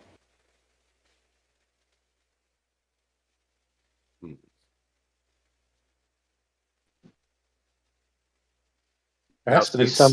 Since I'm half elf, well, maybe that wouldn't matter, but, like, I don't know. I mean, is there anything discernible about these statues that would make them special anyway? Does anybody have detect magic? Unfortunately, no, I do not. Nope.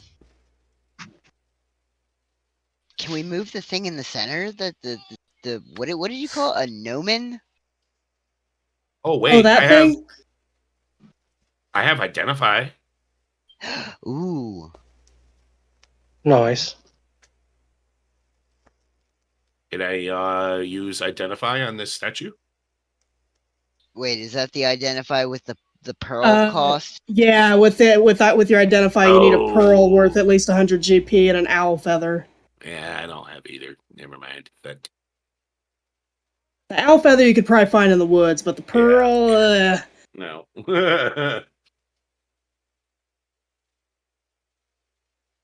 Go figure. We have a pearl in the other campaign, and not one of us sure has identify. do. Not one of us has that spell.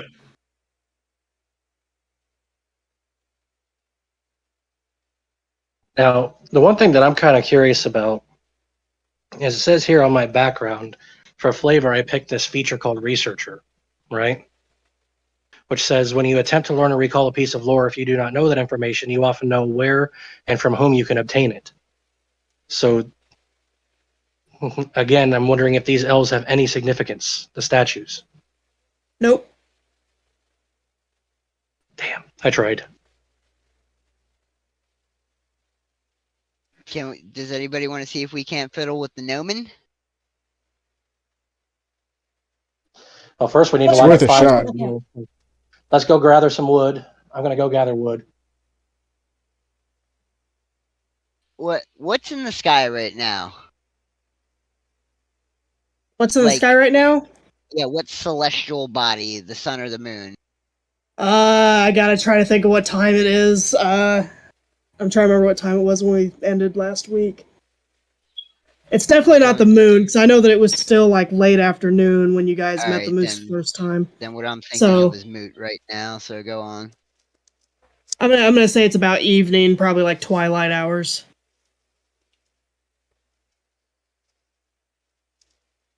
Let's go with 5 p.m. because I'm pretty sure it was late afternoon when you guys first came across that moose.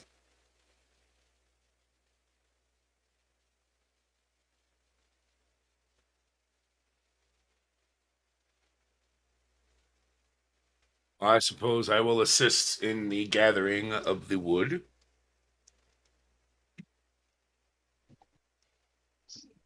Because I'm also going to say that if at all possible, I think we should camp out here tonight because I use both of my second level skill slots and I need one back if I'm going to cast that skill on Hawk. Yeah, I'm down a spell slot as well. Yeah, I could use a long rest as well. I've I don't think heard we should a be lot of camping stuff. out in the open, though. Do you think we should make camp in that little tunnel? Sure. And then I could set my rope and bells up outside? Sure. Yeah, that works. Are we going to try and light the brazier first, though? Yeah. Well, I've already yeah. said I was gathering wood, so whenever that's finished. Alright.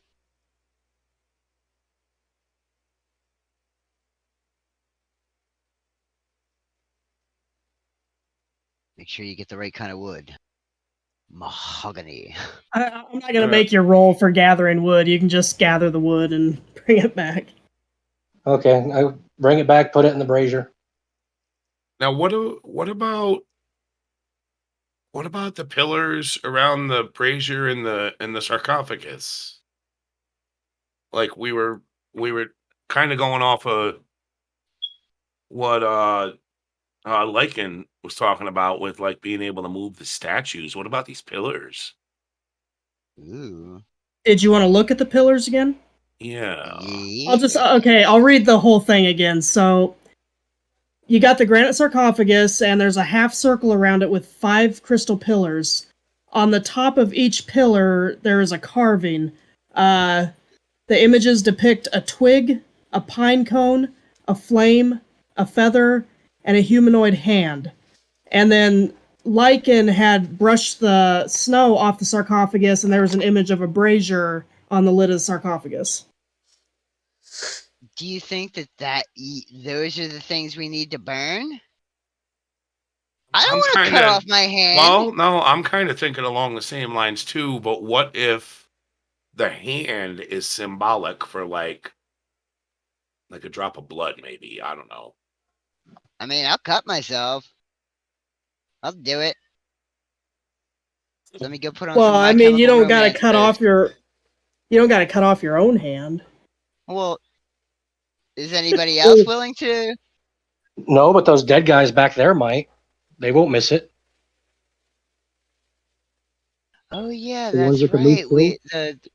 Yeah. Okay. I'm wondering if there isn't some type of order. Because there's twig, pine cone, feather, hand, flame.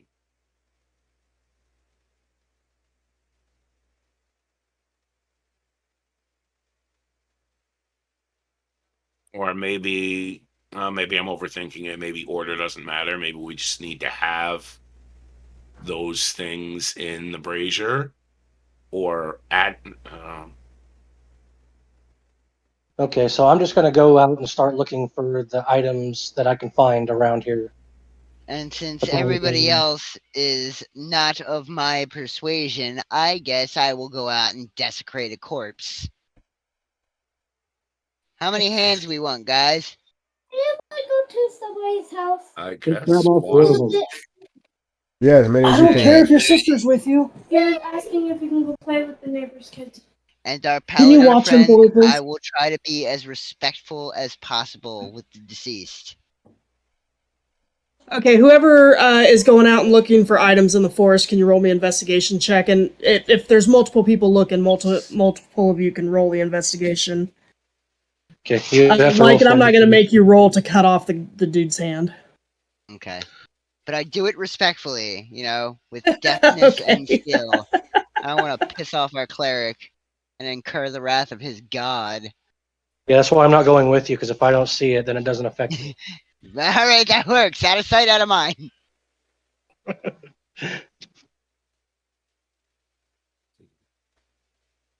I said investigate. Oh, wait, you rolled survival earlier. Never mind.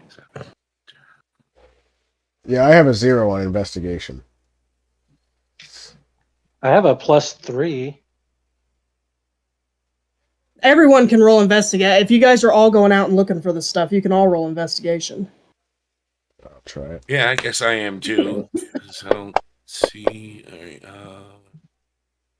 According to D&D Beyond, I rolled a 16. Hawk, you can easily find a twig with that. Alright. Twig. Comes back with a branch. Like, no, I said twig. According to D&D Beyond, which is the only way I can roll, I got a 16. Oh, that's right. Sorry, I forgot I'm rolling for you. You got a 16? All right. Oh, I'm Beyond. Yeah, I trust you. You found yourself a pine cone and a feather. Yay. I'm useful. More useful than Jevik. yeah.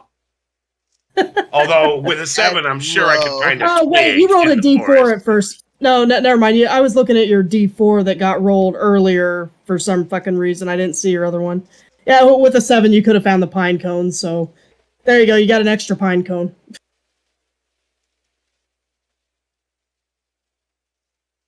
And Lycan, you're going and respectfully cutting off the dead guy's hand. Yep. Okay.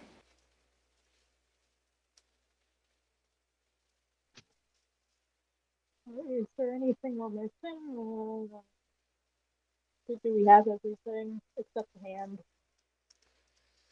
Yeah, we're just waiting on the hand. Okay, just checking.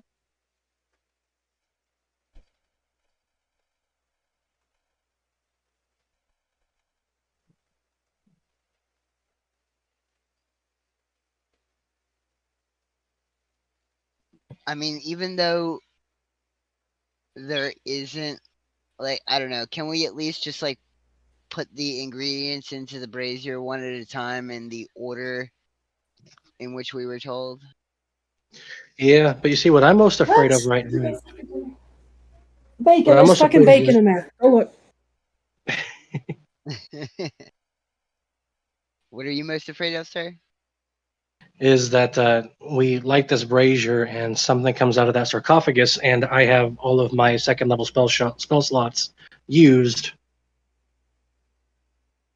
and I mean, we could perform the long rest. Like I said, just gather everything we need, stow it, and sleep it off in the cave, and then we start fresh. I would like to do that and do this at night when the moon is up because of all the moon signals. Yes, Yeah, that's another what I was excellent thinking. point, sir. I didn't even think of that. Since it does appear to be a moon dial. Sorry, I got a pissed off baby on my lap. So So, you're yeah, saying we take a long rest and then at 2 in the morning or whatever, we're done. We do it. Yeah, I definitely set up my rope bells contraption. That was the general idea I thought would work. I think that's probably the best course of action. I would agree with you, sir.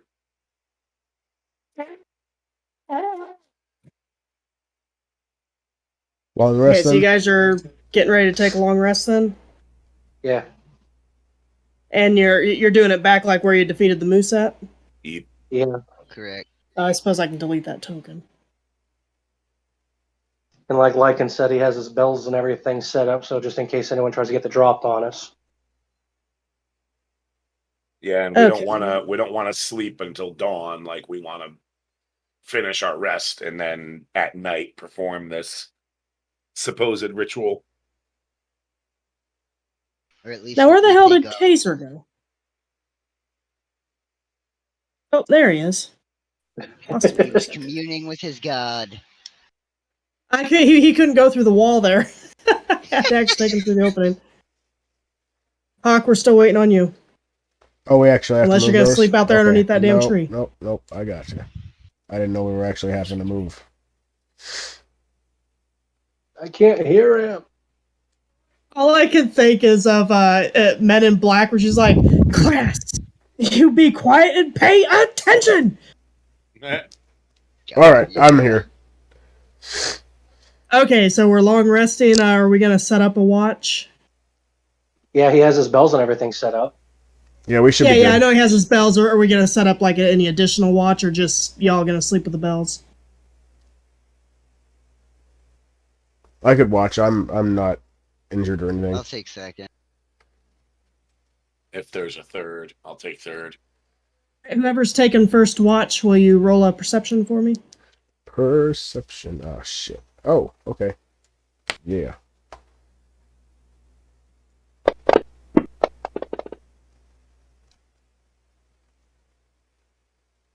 All right, you stay up for your shift, and you don't really see anything. There's some animal eyes that kind of glint here and there, but nothing bothers you. So whoever was doing the second. That's me. You got to roll. Yep. Oh, that's right. I got to roll for you. I'm sorry, man. I forget all the time. It's all good.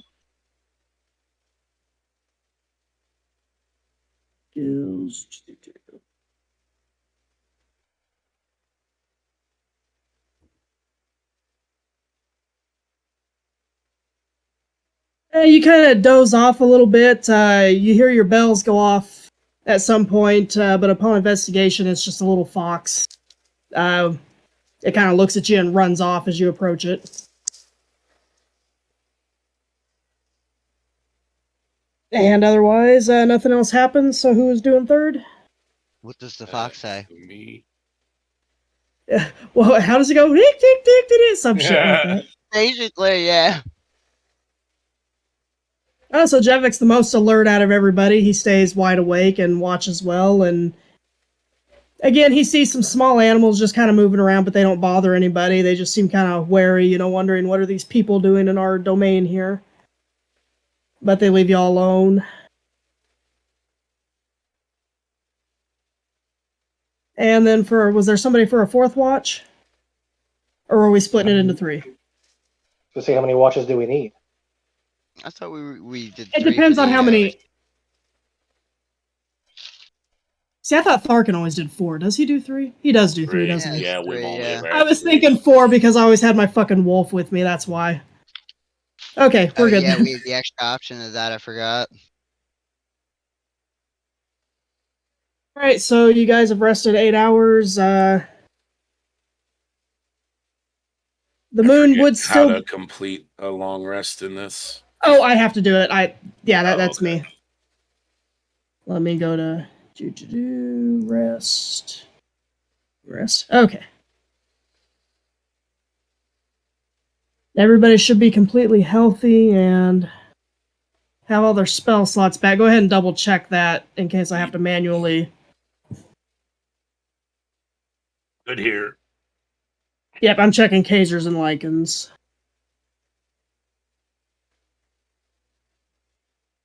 Okay, yep, they seem good.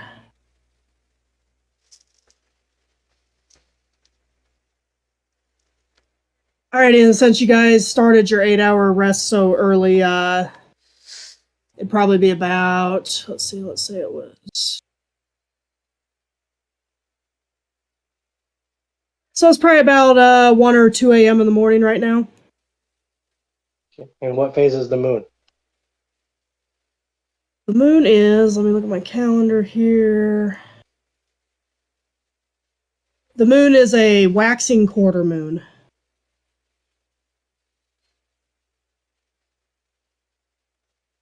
But what kind of cheese is it made out of? Yeah. Limber.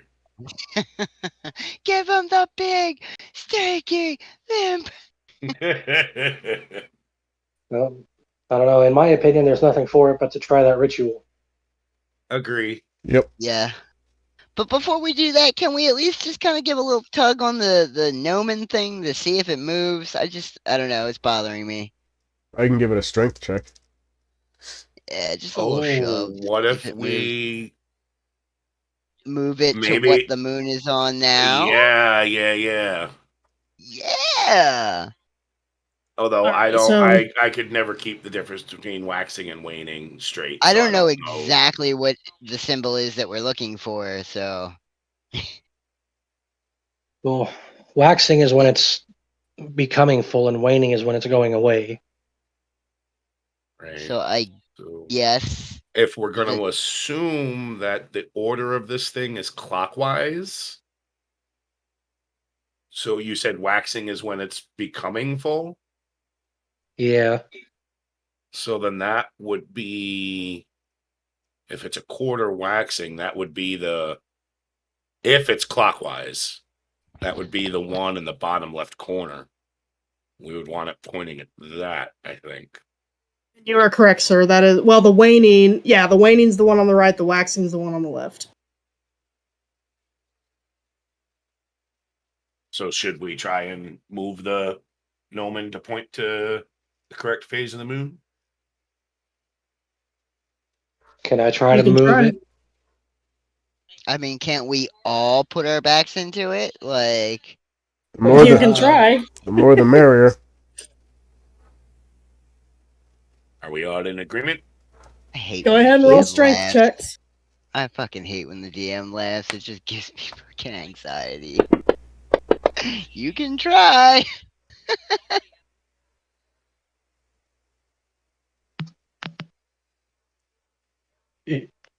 Woo! Are you?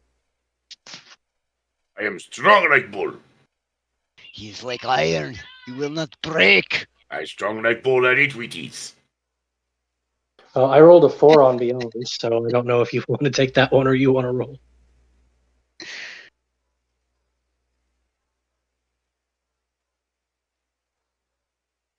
I'm assuming you just put the strength under abilities. It's on your main tab. Yeah. Under abilities, just double click on it. Okay.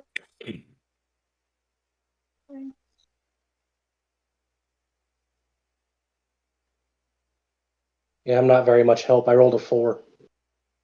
As as everyone pushes as hard as they can, grunting, pushing, sweat, it will not move. It's completely stuck. Moving it seems like it'll be impossible.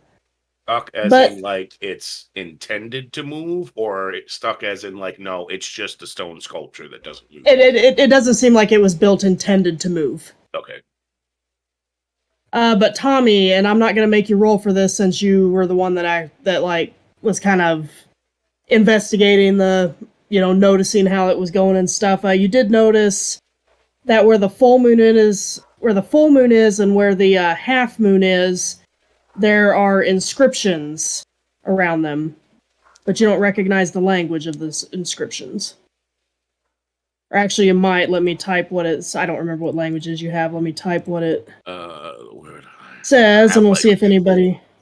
I'm trying to remember where I find those. Skills? No. Oh, I'll post it in the chat, and if you can understand it, you'll be able to understand it. All right, yeah. Common, Draconic, Elvish, Gnomish, and Orc. This is the inscription around the full moon. Damn. Oh, wait. Yes. I do have a translation. And this is the inscription around the half moon. All right, so the full moon inscription says, gaze upon your own face and have 7 questions answered. The magic mirror in area E7 is activated for as long as the light of the gnomon or a moonbeam spell illuminates this symbol. And then for the half moon, it says, unlock the tombs of the half moon.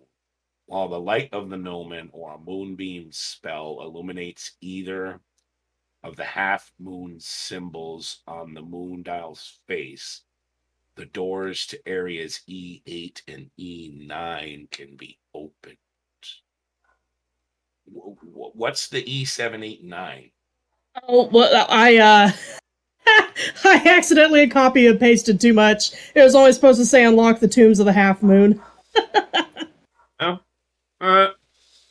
And the full moon was only supposed to say gaze upon your own face and have 7 questions answered. So now you'll know a little bit more that they do unlock some doors.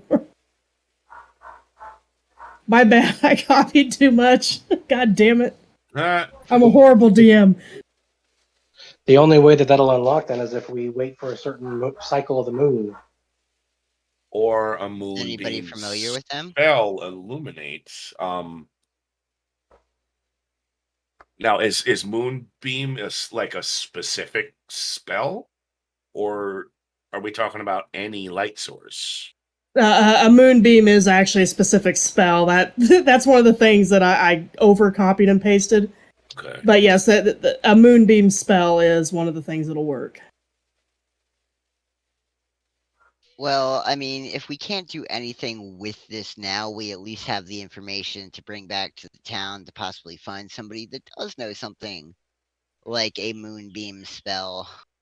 Yeah, or to come back at the correct phase of the moon. Yeah, I'm not familiar with the stars or the chart they're in. Agreed. Should we light the brazier then, or should we just take the head back? Yeah, I don't think it's going to do anything.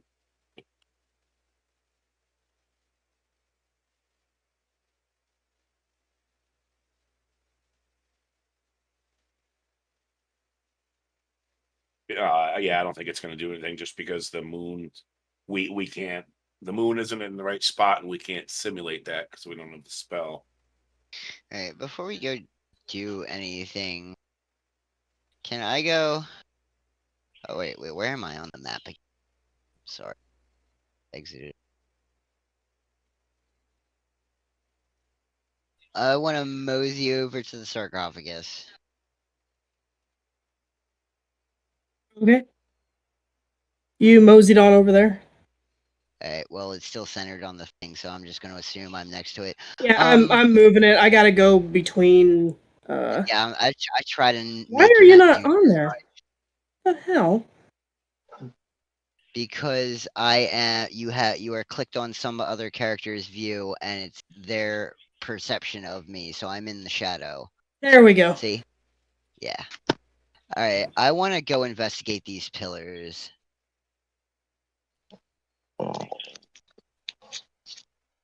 Okay. You're just looking at the pillars again? Yeah, I want to inspect them for writing, like inscriptions, something. You still see that each one, let's see, the...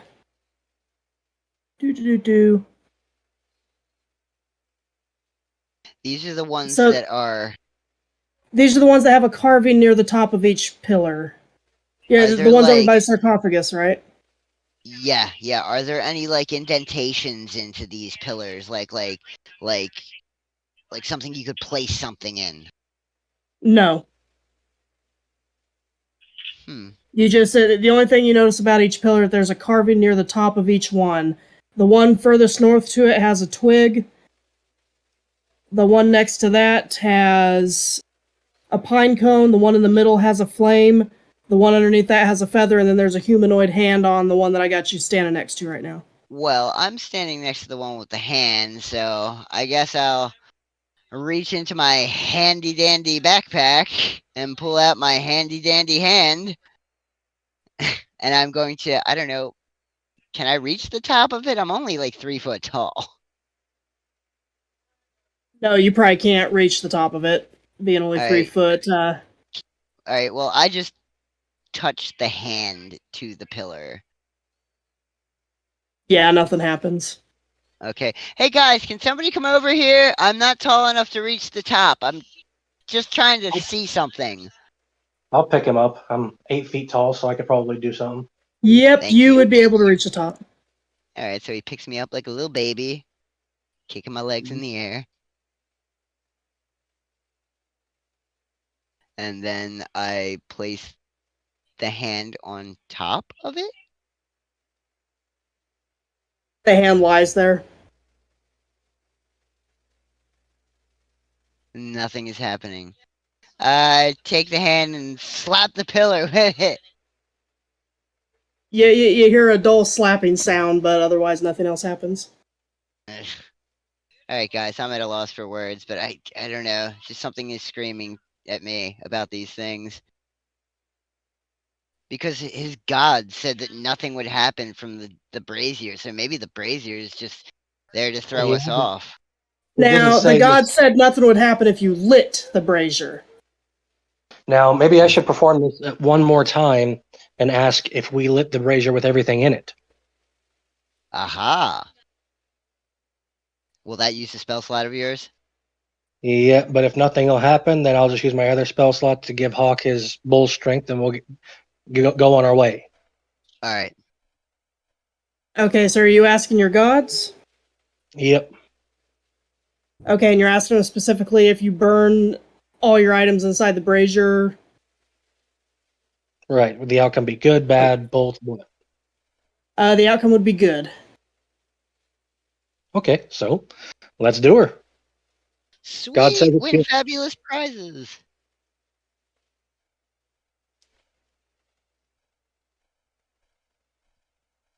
And my God is a God of life, so I wouldn't not trust it.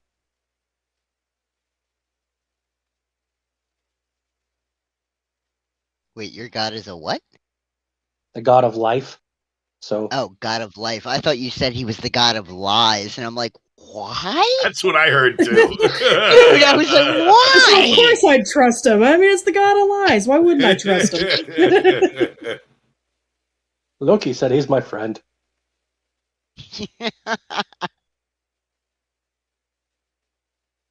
Okay, so I say we go for it.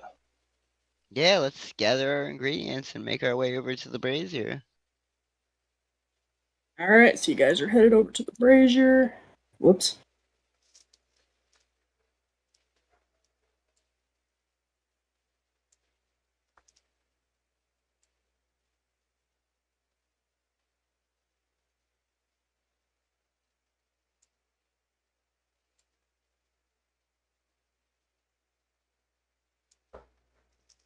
Alright, and you guys just let me know what you guys are doing. Throw Well, it do you all. think Yeah, we should- throw the stuff in. I think we should put them in one at a time. Like, into an already burning fire. Yeah, I agree. so we've got wood enough to light the fire, and then we've got our ingredients, correct? I See, believe so. Alright, so let's place, I guess, the fuel into the brazier, and I'll use prestidigitation to light it. Okay, it lights up and it starts burning a bright orange, or, well, a normal campfire colored flame. Alright, guys, the first one was the twig, correct? Yes. All right, I got that. Alright, Pine so cone, feather, hand. I'm going to, I don't know, for dramatic effect, utter some fake magic words. Klaatu Verata Nikto. And I throw the twig in. Okay, just the twig? The twig Well, starts burning. I'm one after the other, like, in the order. Twig, then followed by. Okay, so you're throwing them all in just in order. Okay. Yeah. As soon as you throw in the hand, and the hand starts to burn. I lost it. Shit. There we go. A silver flame suddenly erupts and quickly consumes all the contents inside the brazier and then continues to burn. So it's burned up everything you've thrown into it, plus the wood, and it looks like it's just a silver flame in an empty brazier right now, and it's still burning. I'm gonna go up and look at the sarcophagus while this is happening. Okay, you look at it. And anything different? Anything new? Guys, get me a stick. We need to improvise a torch. Yeah, I had the same idea you did. What if this is Moonfire? Yes! Oh. Wait, I have a torch. Oh my god, yes, even better! Okay, I go over and I That put my was his torch problem. into the silver flame. Kids can't play. They're not coming outside, and he's getting mad because I'm telling him to go in the backyard, so he's not like walking around the street and stuff.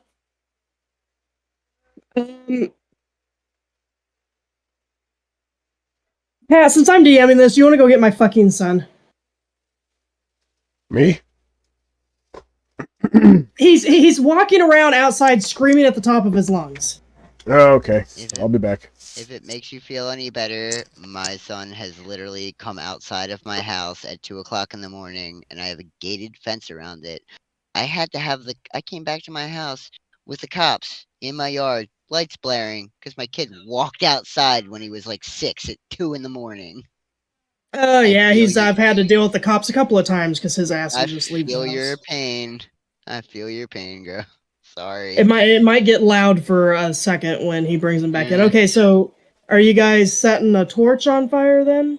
Yeah, I'm I setting- put my torch into the silver flame. Okay, the fire catches onto your torch while it's in the brazier. All right, so then I want to walk up with my torch. The minute your torch exits the fire, your torch goes out. Well, fuck. Huh. Well, that's a thing. Well, Oh, is he in the backyard now? If he's in the backyard, just fuck it, let him cry.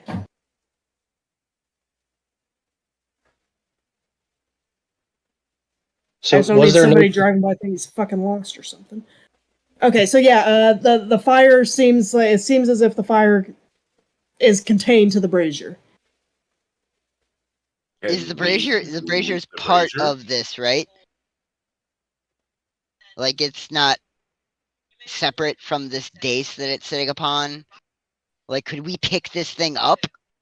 No, it's like part of the. It's adhered to the marble floor. It can't be budged. Is Hawk back? Nope, he's still dealing with my son.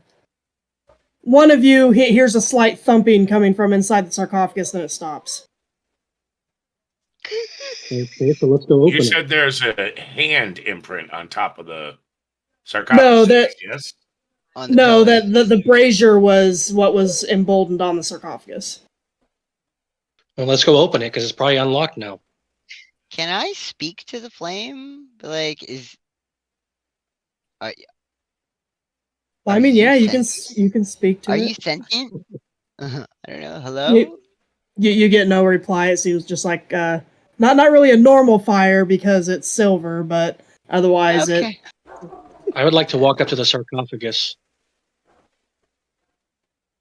Yeah, I'm going to slowly make my way over there too, but I'm going to go park myself by that tree that's above it. I want to Alright, start here? talking to the sarcophagus to see if Yeah. we get a response. Yeah, that's perfect. Thank you. I want to knock on the top of the sarcophagus and say hello. You don't get any sort of verbal response. It's the thump you heard didn't really sound like it sounded less like something moving and more like maybe something unlocked. Can Okay, we move well, the lid? yeah, let's open it up. All right. All right, somebody or somebody's roll me a strength check. What are we doing? You want to roll one beyond, or you want to do it for me? If I were to lend them the crowbar, the pry bar I have from my pack, would that like give advantage yeah. on the roll? Yep. Yeah, so here, I'm gonna hand my pry bar over. Don't ask me why I carry this. You want to roll for me, Daz? Oh yeah, sorry. I got a pretty good strength, so Okay, so rolling for Kaiser and rolling with advantage, right? Yeah.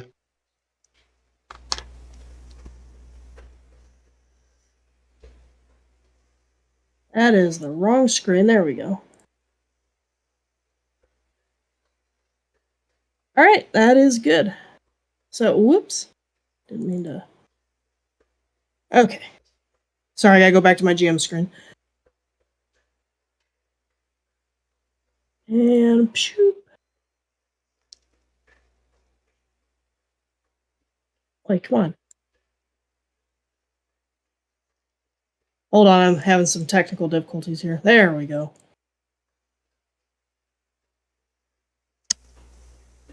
As the lid falls heavily to the ground, you see a mummy inside, and it begins to animate as soon as the lid comes off, and it sits up. Oh. And it kind of looks around at you, and it says, hold on, I lost my notes again. There we go. It says, "Hello, my name is Sanar. Tell me, are you the ones who solved the puzzle and opened my sarcophagus?" It depends. Are you going to hurt us? Right. No, I will not hurt you. I am bound to serve anyone who opens the sarcophagus. Oh. Okay, well, yeah, we did. Like I said, I am now in your service. I was a moon elf in life, and I was put here in this temple ages and ages ago Oh. Real quick, can you spell to his name for serve me? in Sanar, Sahnar, and she sounds female.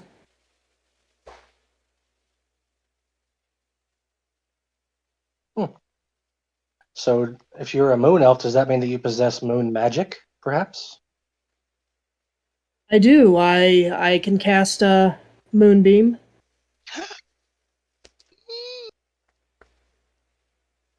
And do you know anything about that moon dial over there?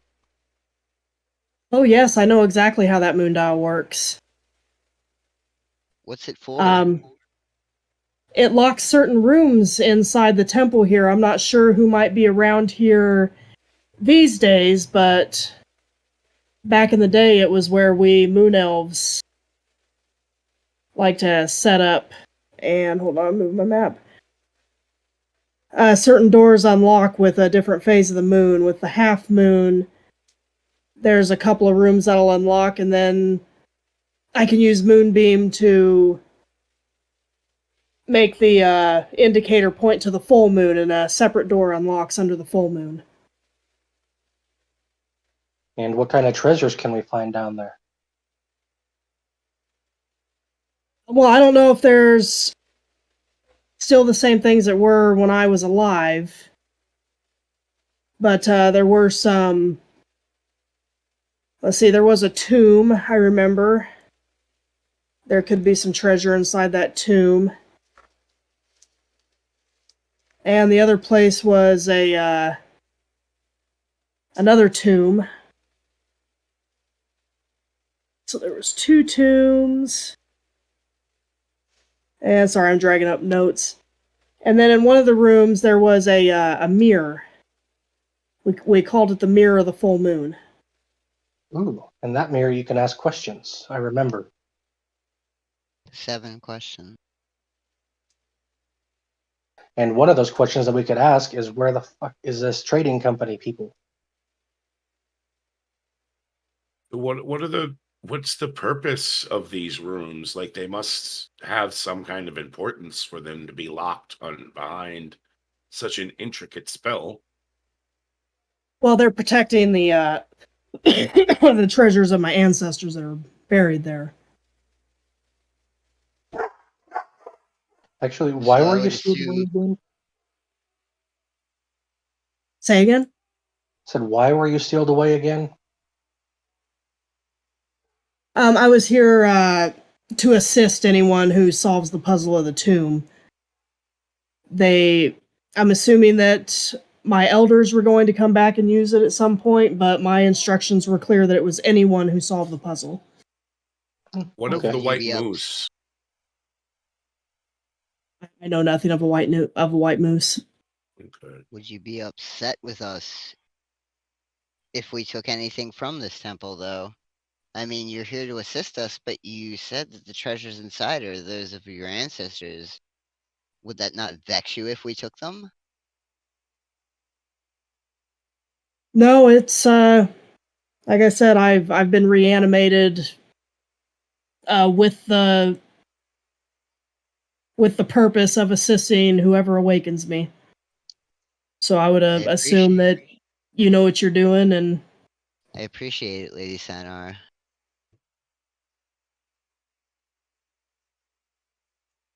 Oh, I now can we're promise faced with you, any artifacts that we do find, we would treat with the utmost respect.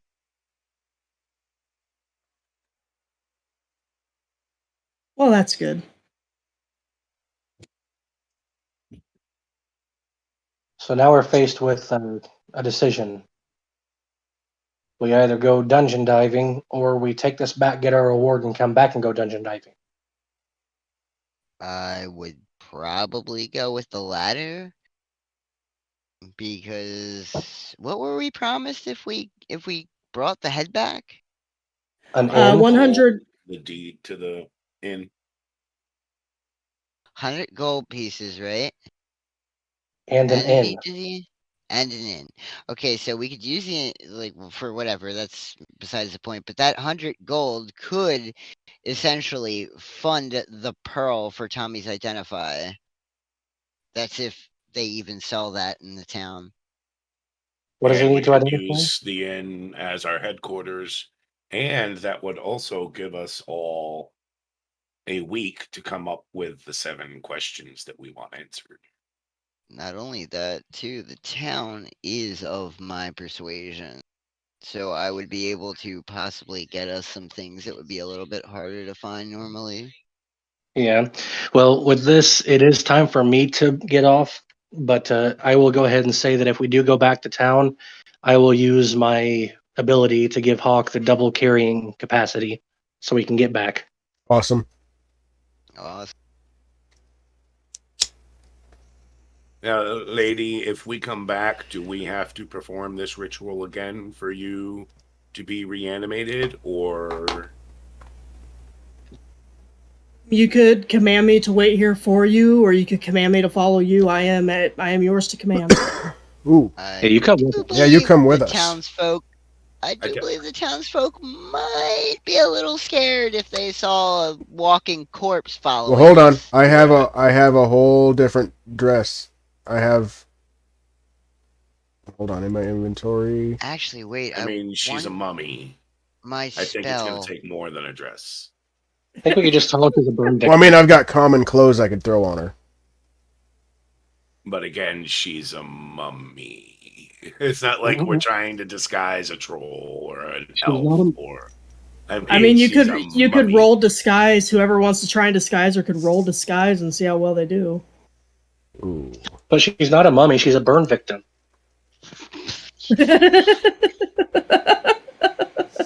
There you go.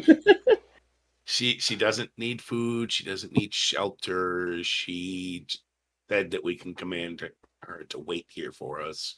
Imagine her coming back tomorrow.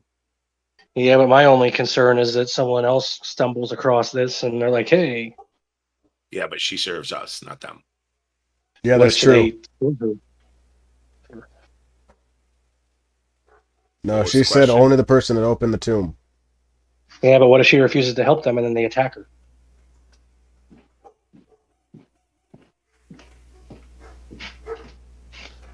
Lady, if we command you to wait for us inside the sarcophagus, will we be able to open it again when we come back, or are we going to have to perform the ritual again? As long as that brazier burns, you'll be able to open the sarcophagus again, and if memory recalls, that brazier will burn for a 10-day. Sweet. Okay. Well, I feel like that's probably our safest course, is to have her wait in the sarcophagus for us, Yep.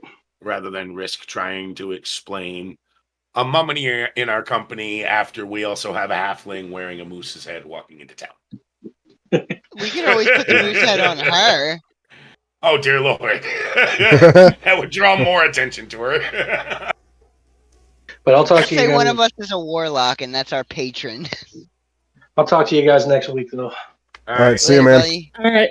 Have fun. Have a good one. Thank you.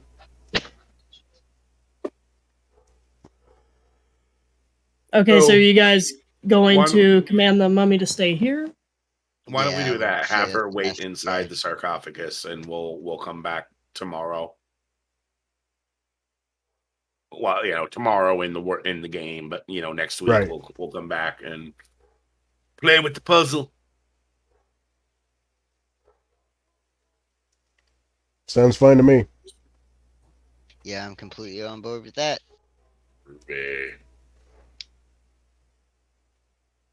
All right. Well, she'll lie back down inside the sarcophagus, and yeah, I await. I will await you for tomorrow then. Night, mummy. And Hawk, so are you the one carrying all the moose stuff? Yeah, might as well. He gave me the double strength. Oh, did he cast that on you? Okay. Yep. All right. Well, you currently have all the items of the dead moose on you, which is a dead moose head, 150 pounds of meat, and the 15-pound high-quality pelt. I thought Lycan was carrying the head. Yeah, Oh, I'm Lycan is wearing carrying that. the That's head. right. That's right. Yeah, I've got everything Let me else. change that.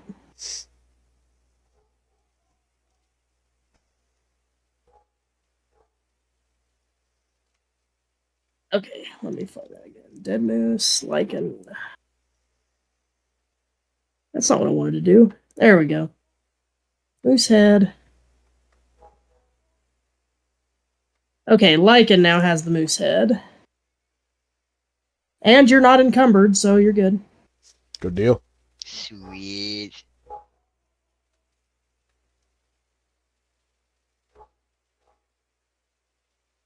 Alright, so you guys are headed back into town then? Yep. Alright.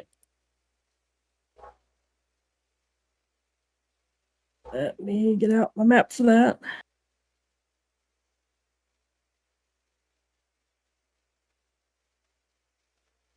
Okay, I should have the Lonely Wood map shared now. And should Oh, where are you we guys?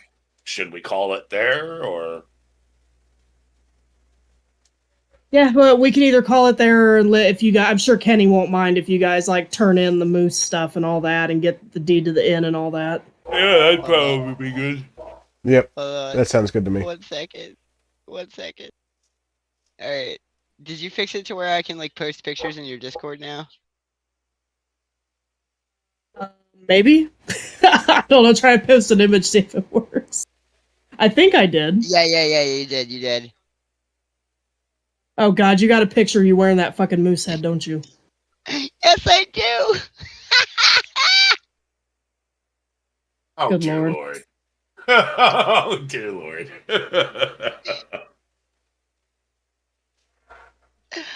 Oh well, you're a lot shorter than that, so like your little tiny I feet was- would just be.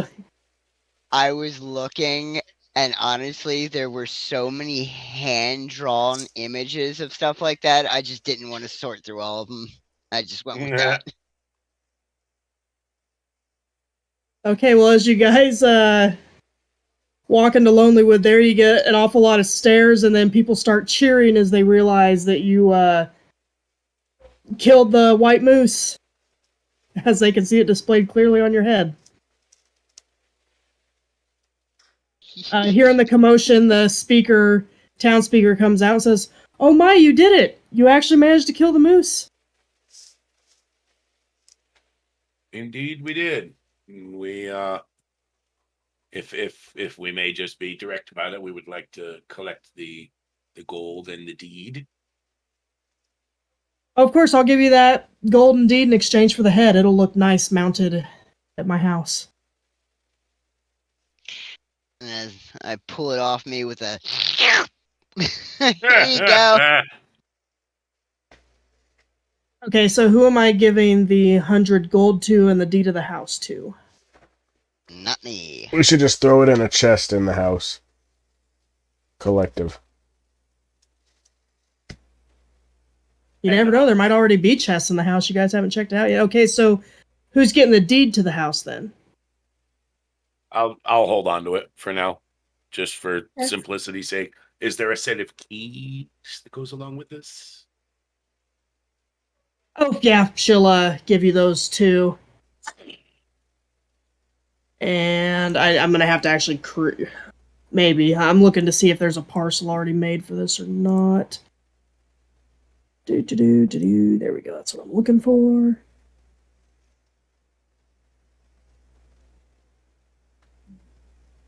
There you go, parcel. Nope, I'm going to have to create the deed and the keys, so... Okay. Honestly, that's not really something I need to keep in your inventory. She's giving you the deed and the keys to the house, so you guys now own the ramshackle. Woohoo! That name's not sticking, is it? Oh, you guys can change the name if you want. That's just what they call it, as the ramshackle inn. I say we turn it into a brothel. Yes! Oh, good lord. Let's not forget there's 15-year-old ears here. Well, what are the laws of the land? No, I'm just kidding. As she hands you the deed, she gives you a little bit of history on it. She says it used to be the only inn in town, but it was closed after its last owner, who was a retired sawyer named DeGroats, hanged himself in the common room 2 years ago. Some locals here believe that DeGroot's hanging was staged to conceal his murder at the hands of some old friends of his. Townsfolk have currently been using the vacant building for lumber storage, but we can definitely get that lumber out for you, and you're more than welcome to refurbish and reopen the inn and do whatever you want with it. Well, We can do that, but for now... Sorry, Tommy, but for now, honestly, if the lumber isn't in our way, like, I don't really see the need for us to upend the townsfolk like that. Right. Going forward, when we do renovate, yeah, but for now, I don't think they should have to say. Well, that's what I was thinking. We are going to have to renovate, and I'm wondering if ownership of the ramshackle also includes salvage rights. And Not a Yeah, ship. you own anything that's in there. I would just ask that let my people take their lumber out that they've been storing in there, and they can store it elsewhere. That lumber is kind of the heartbeat of our town. Gotcha. Well, then perhaps we can do business on some lumber later if we need it. But yes, that sounds fine to me. But I agree with and no need to put a rush on that. As long as, we can actually get in and move around, I'm fine with it staying there until it's convenient. And yeah, you guys should be able to get in and move around. I have a nice written description of the inside. I have not drawn a map for it yet. I kept trying to find maps online and I couldn't, so I'm going to have to make my own. Are you guys going to go check out the inside of the building now? Yeah. Yeah. Did I already sell all that stuff? Yeah, we Oh, no. Did you want to go sell that stuff first? Yep, Yeah. I don't want to keep holding on to it. Okay. Yeah, Hold on. Let me cut a small piece off of the pelt. Let me cut just like a trophy-sized piece off the pelt. Okay. I'm hanging this as our first good kill. Yes. I like it. Question, the place that we're going to sell this stuff at, it's the local butcher. I don't have it on the map. Okay, while they're doing that, would I be able to go to the general goods area and meet back with them? Like, I just want to pick up like 2 bags of caltrops if I can. Yeah, that's fine. Alright, thank you. And would I be able to purchase a pearl? in this town? There are no pearls in this town, no. Okay. I do got the caltrops will be... You want 20 of them? Two- Or... Yeah, 20. They come in bags of 10 20. gold. Yeah. Okay. 2 gold. They're 1 GP each. Okay. So let me add those.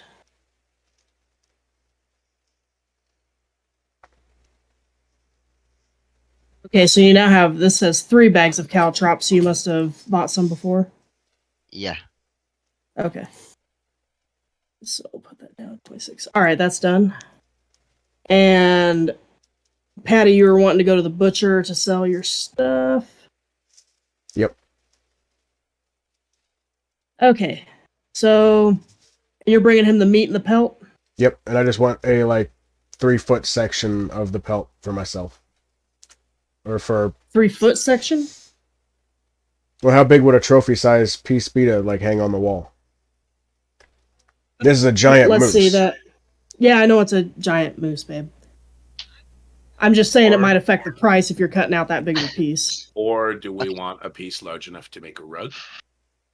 Could we just Yeah, you don't have to sell the moose pelt. You can use it to decorate your ramshackle inn, you know. But it's also, it's Can I huge. make a pair of fur underwear? I mean, yeah. I guess you'll have to argue with Pat about, or Hawk about that. I say we. I'll give you money.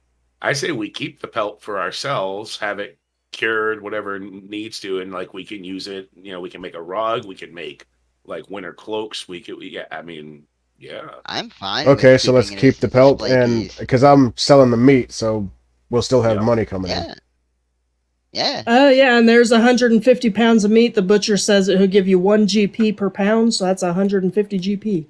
Oh, nice. See? We just came out with the deed to an inn, 250 gold. I'm perfectly okay with keeping the pelt. Yep, let's keep that pelt. Yeah.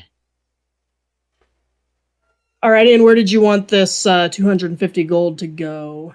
Let's just find a safe inside the ramshackle. Okay. And I propose that we use that 250 gold towards getting the pelt turned into whatever we want to. Not the whole 250, but whatever that costs us. I propose we use the 250 for that. But shit, I could probably do that myself without forcing us payment. Yeah, if you roll a high enough survival. Yeah, I've got survival. I've got +4 on survival. Sweet. Shit. Anyways, I hope that doesn't destroy the belt. Yeah, he doesn't destroy the pelt, but you notice that it's. Well, I mean, God, you wouldn't notice it stinking for a few days. I mean, you can attempt to do it, and then after a few days, it's gonna start stinking and getting flies and stuff. And maybe you just realize that you aren't as well versed as you thought you were, and you figure out that you need somebody else to. I give up before I make it worse. Yeah. Okay. I can skin a pelt, I just can't cure it.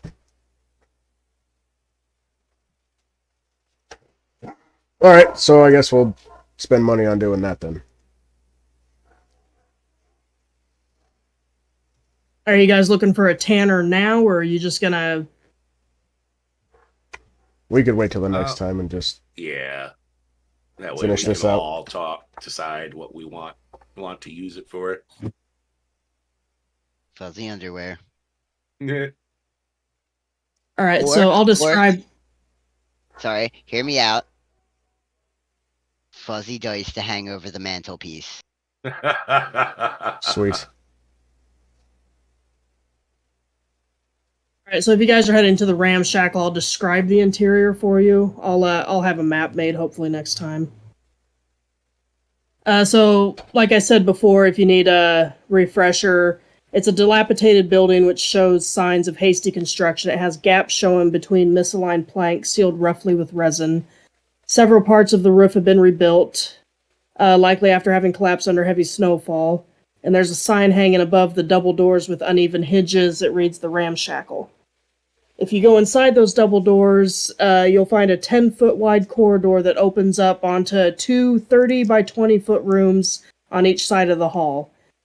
Doors that once closed off these rooms were removed and now lean against a nearby wall.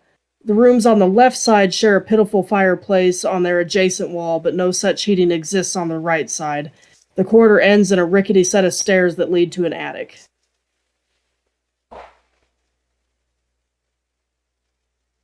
Are you guys going up to the attic or staying downstairs for now?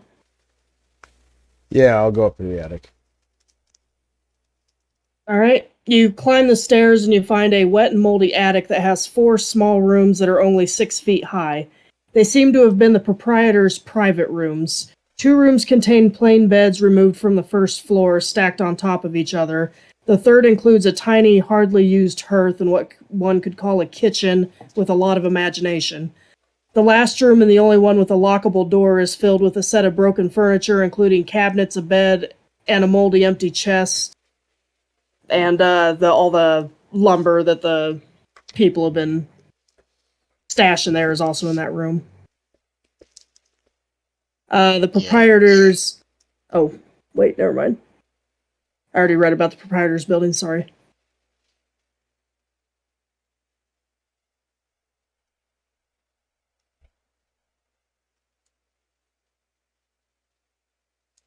Sorry to interrupt, but I have to go. Okay. You said you have to go? Yeah, I'll see you guys next week. Not see you, but Have a good one. Have a Thanks good for night. playing. All right, have a good night, Brooke. See you, Brooke.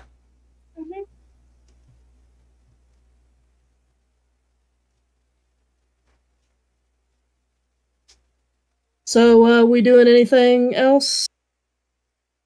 I'm finding one of these beds and I'm laying down. We need to get a better chest, a safe, something, sort of lockbox at least for the time being, because the only thing we have is that moldy chest. Yeah, that's right. Well, Well, I those mean- babe, those beds were stacked on top of each other. But there's a mattress on one of them, right? Yeah, there's a the one that is the proprietor's room. There is a bed in there. It's just the one bed, and then the other room has the beds removed from the first floor, stacked on top of each other in that room. So you got the proprietor's room that has the bed frame and the mattress and stuff on it, and then you got...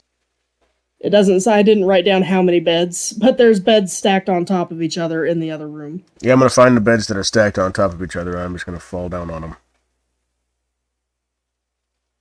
Okay? Since we're down 2 people, this would be as good a place as any to Yeah, that's kind of why I did that. end, right? Yep.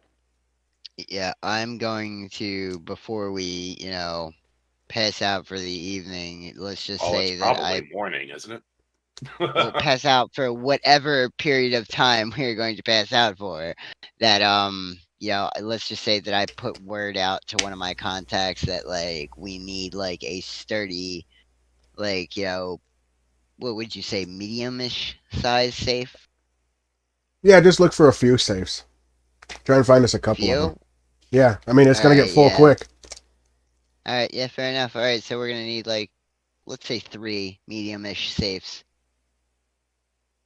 So, Pat, you're just gonna hog, that whole stack of beds? Fine, I'll get off. I just figured that, you might set the beds out so everyone can have a bed. Okay, I throw one out to the corner. These were small beds, right? Yeah. I just toss one. They're like single beds, yes. Like toss one down the stairs. Well, Everyone gets a room. okay. Yeah, there is 4 small rooms upstairs and 2 rooms downstairs. So. Yeah, there we go. All right, we'll just say that you appropriately disperse the beds and you guys are looking to get some sleep. Appropriately, you gotta catch the bed. Dude, I would go flying. It's an old-timey Scottish tradition. Catch your bed.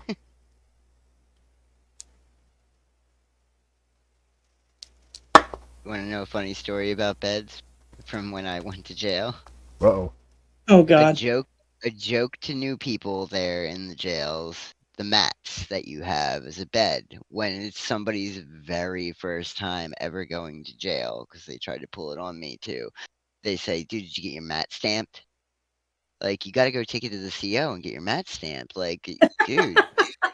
And they literally will drag this fucking mat out in the day room in front of like 40, 50 people. And the security guards, the guards are trying to do their job, and then like they got this idiot bothering them for something stupid, and they just like rip it off of them, throw it to the ground, and then step all over the bed that they're sleeping on. The mat stamp. That's funny. Idiots. God, That's so funny glad shit, we're though. going back there. All right, y'all. It was a pleasure. I had a fucking blast. Yep. This I was a like good the one. puzzle. I really Yes. like that puzzle. Yeah. That I totally wasn't thinking that way. And then the fact with like the moon stuff, that was cool. I really enjoyed that. Yeah, next week's gonna be really good.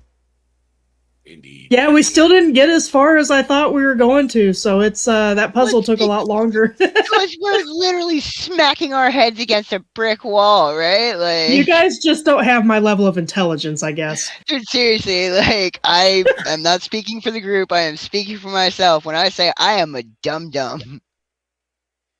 Yeah, it is Thank you for easier to that, just by go the in and way. kill things.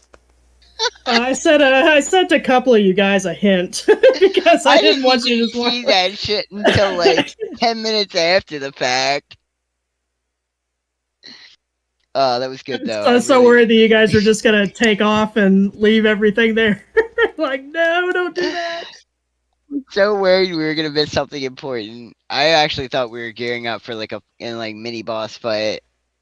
Like that moose was its protector, and it's like the wolf boss from Dark Souls. Like it's just trying to protect its master, and here we are being dicks. It was good though. All right, I liked y'all. it. I need to use the little boys' room, so y'all have a All good right. night. Take it easy, man. Same. Good evening, everybody. All right, see ya.